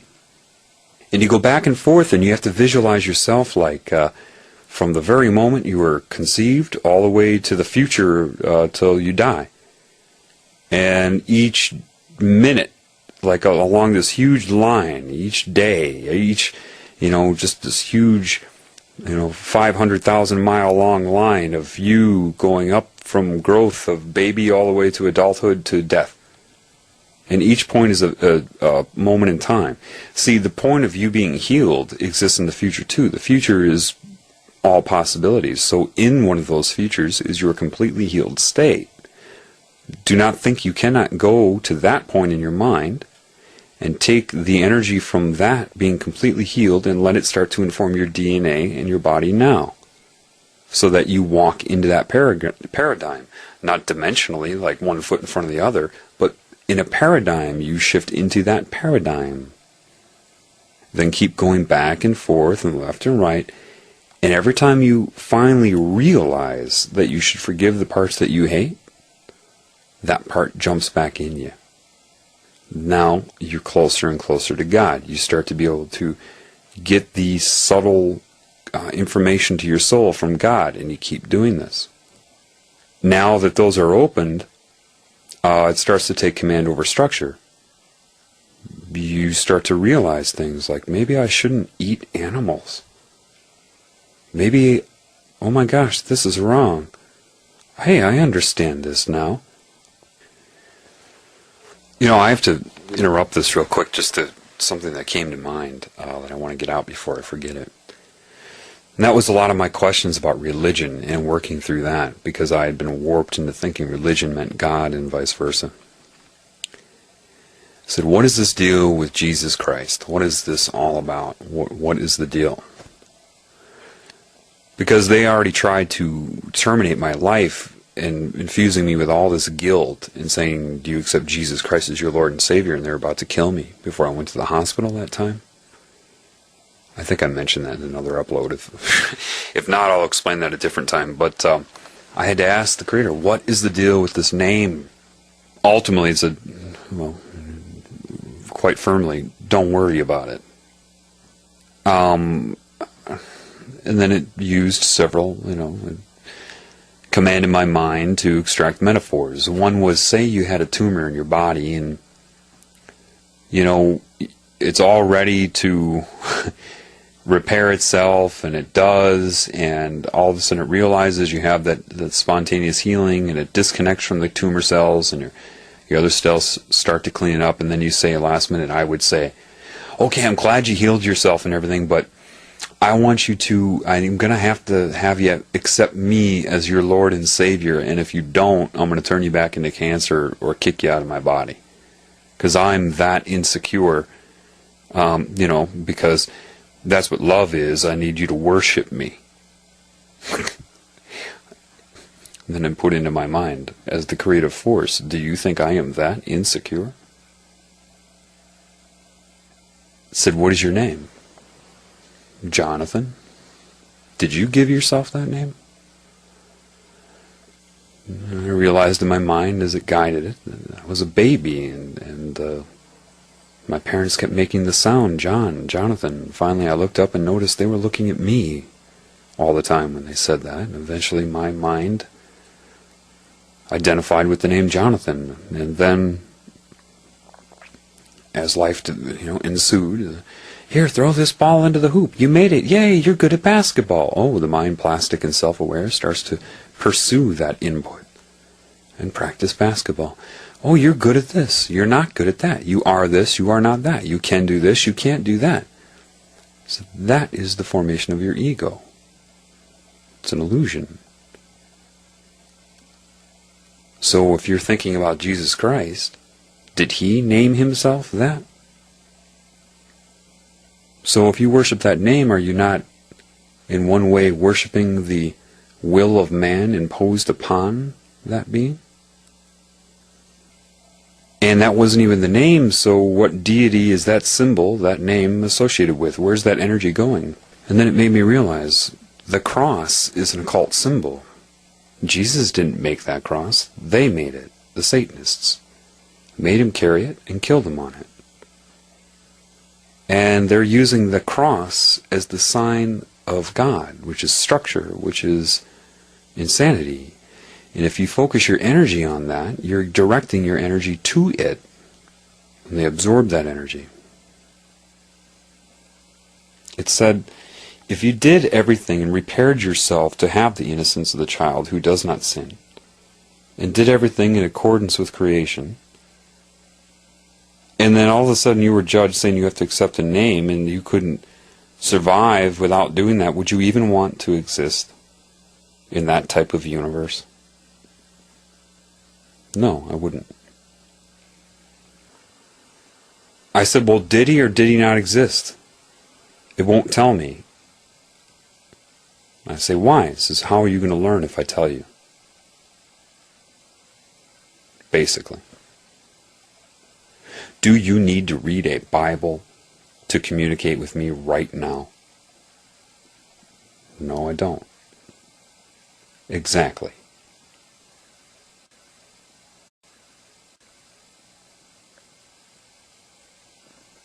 I first understood the properties of love when I came into contact with a girl who synchronously I met and started talking to her about life and whatnot, and brought up this cancer condition and what's happening synchronously, or not synchronously, but intuitively. And she allowed me to finish what I was saying, and then finally she says, are you sure about that cancer thing? I said, yeah. Okay, then explain this to me. She said, I have cancer. She's a young girl, a college student. She was there singing. It was I went with her to observe her sing, not to flirt with her like the binary mind would assume. I knew it was a lesson of some sort. I was directed to meet her. And there I learned a lesson of love. I was born what the structural psychic mind would call a healer, because I can manipulate my chi energy no problem. I didn't have to learn about that. I could always move it around, relieve some pain in individuals, and focus my chi anywhere in my body to relieve pain, just like consciousness around a proton nucleus of an atom may manifest an electron. That's all chi focusing is. Localizing the energy. Seeing a daisy in your mind. And bound to structure, I was there and I said, okay, well, she had cancer. And I'm making this, it's a longer story, but I'm trying to shorten it up for you. And so I said, okay, stand up. Usually I could just put my hands over somebody's body and feel where there are problems. I could feel some imbalance. I'm like, okay. So I tried to direct my energy and take away her pain. And then I finished and I said, so how do you feel? Are you still in pain? She said, yeah. It didn't work. She became anxious then.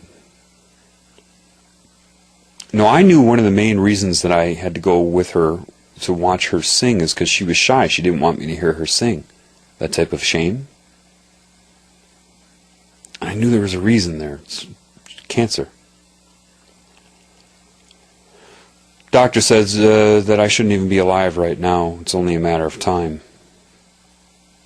And she started getting anxious, and all of a sudden her breathing turned into this. I said, "Do you have tumors in your lungs?" She said, "Yeah, they moved to my lungs." And then I realized, okay, the energy manipulation didn't work. Looking for a cure for cancer won't work, and then the Creator did what it does. Look at her. What is she? She's a girl. What is she? She's your creation. What are you? I'm your creation.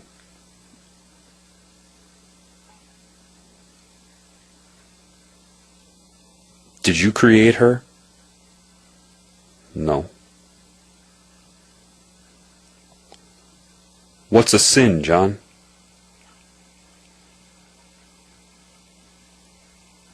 Why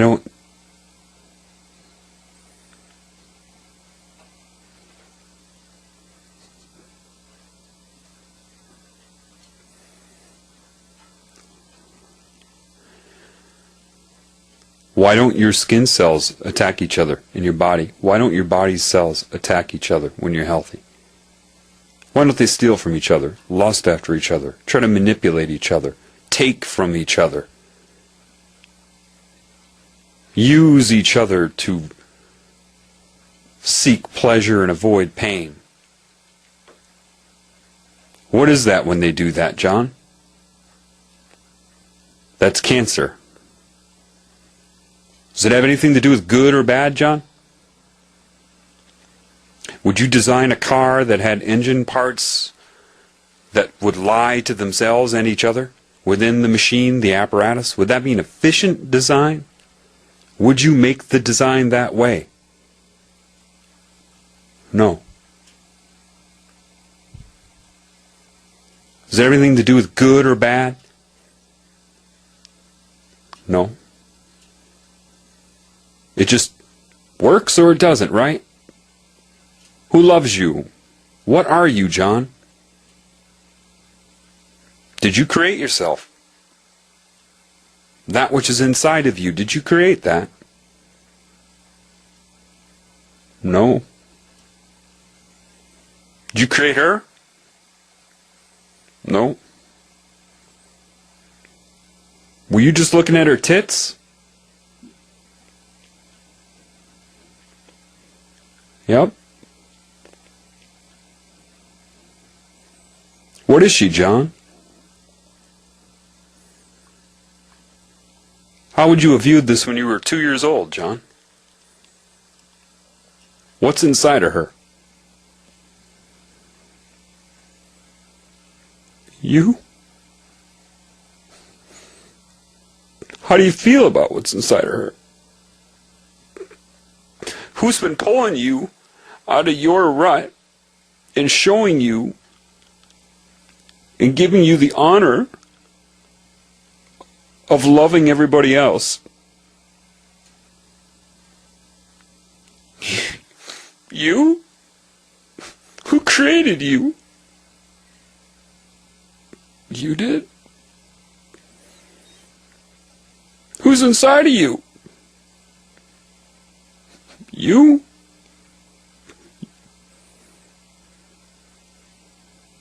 What are you doing if you hurt another person, John?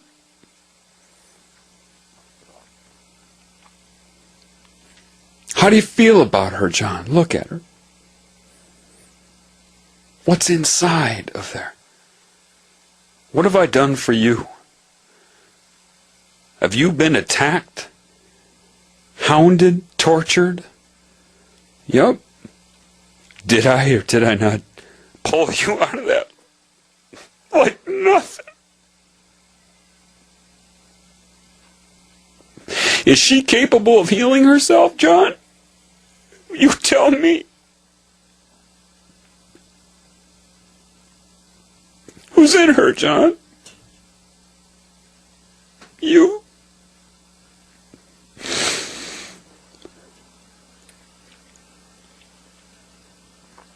And I understood again. I understood when I never had to learn. Right off the bat. I understood why a child wants to share until they learn not to. And I didn't have to radiate energy at her. I didn't have to point my hand at her. She's talking about her situation, looking away from me, having trouble breathing, and I started to love her. As a creation, I loved her. It was just, I knew she could do it, that she could completely change her own body, and she's disconnected. And something happened, and this energy emerged. Her breathing went from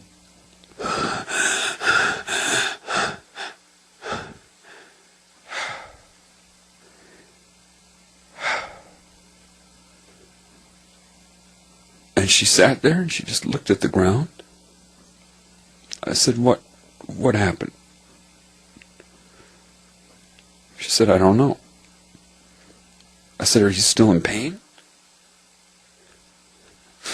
She said, no.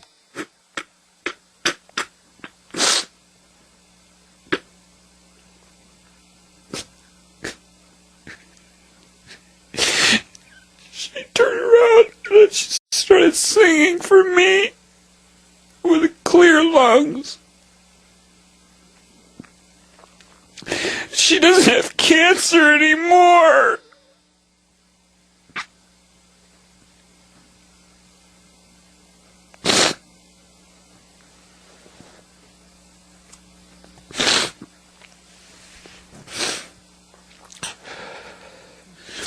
You are in a world where a doctor tells you need medication, surgery, chemotherapy, radiation treatment. You are inside of a tumor. The only reason this tumor is still in existence is because the Creator is going to heal it all.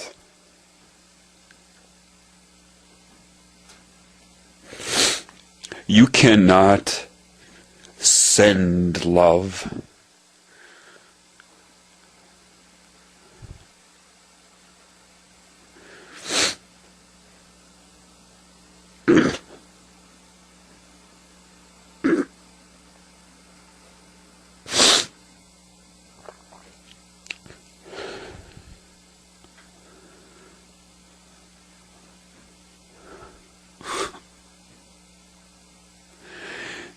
The insanity of this planet right now is disconnection from what I'm telling you. You need no Bible. You need no protocol.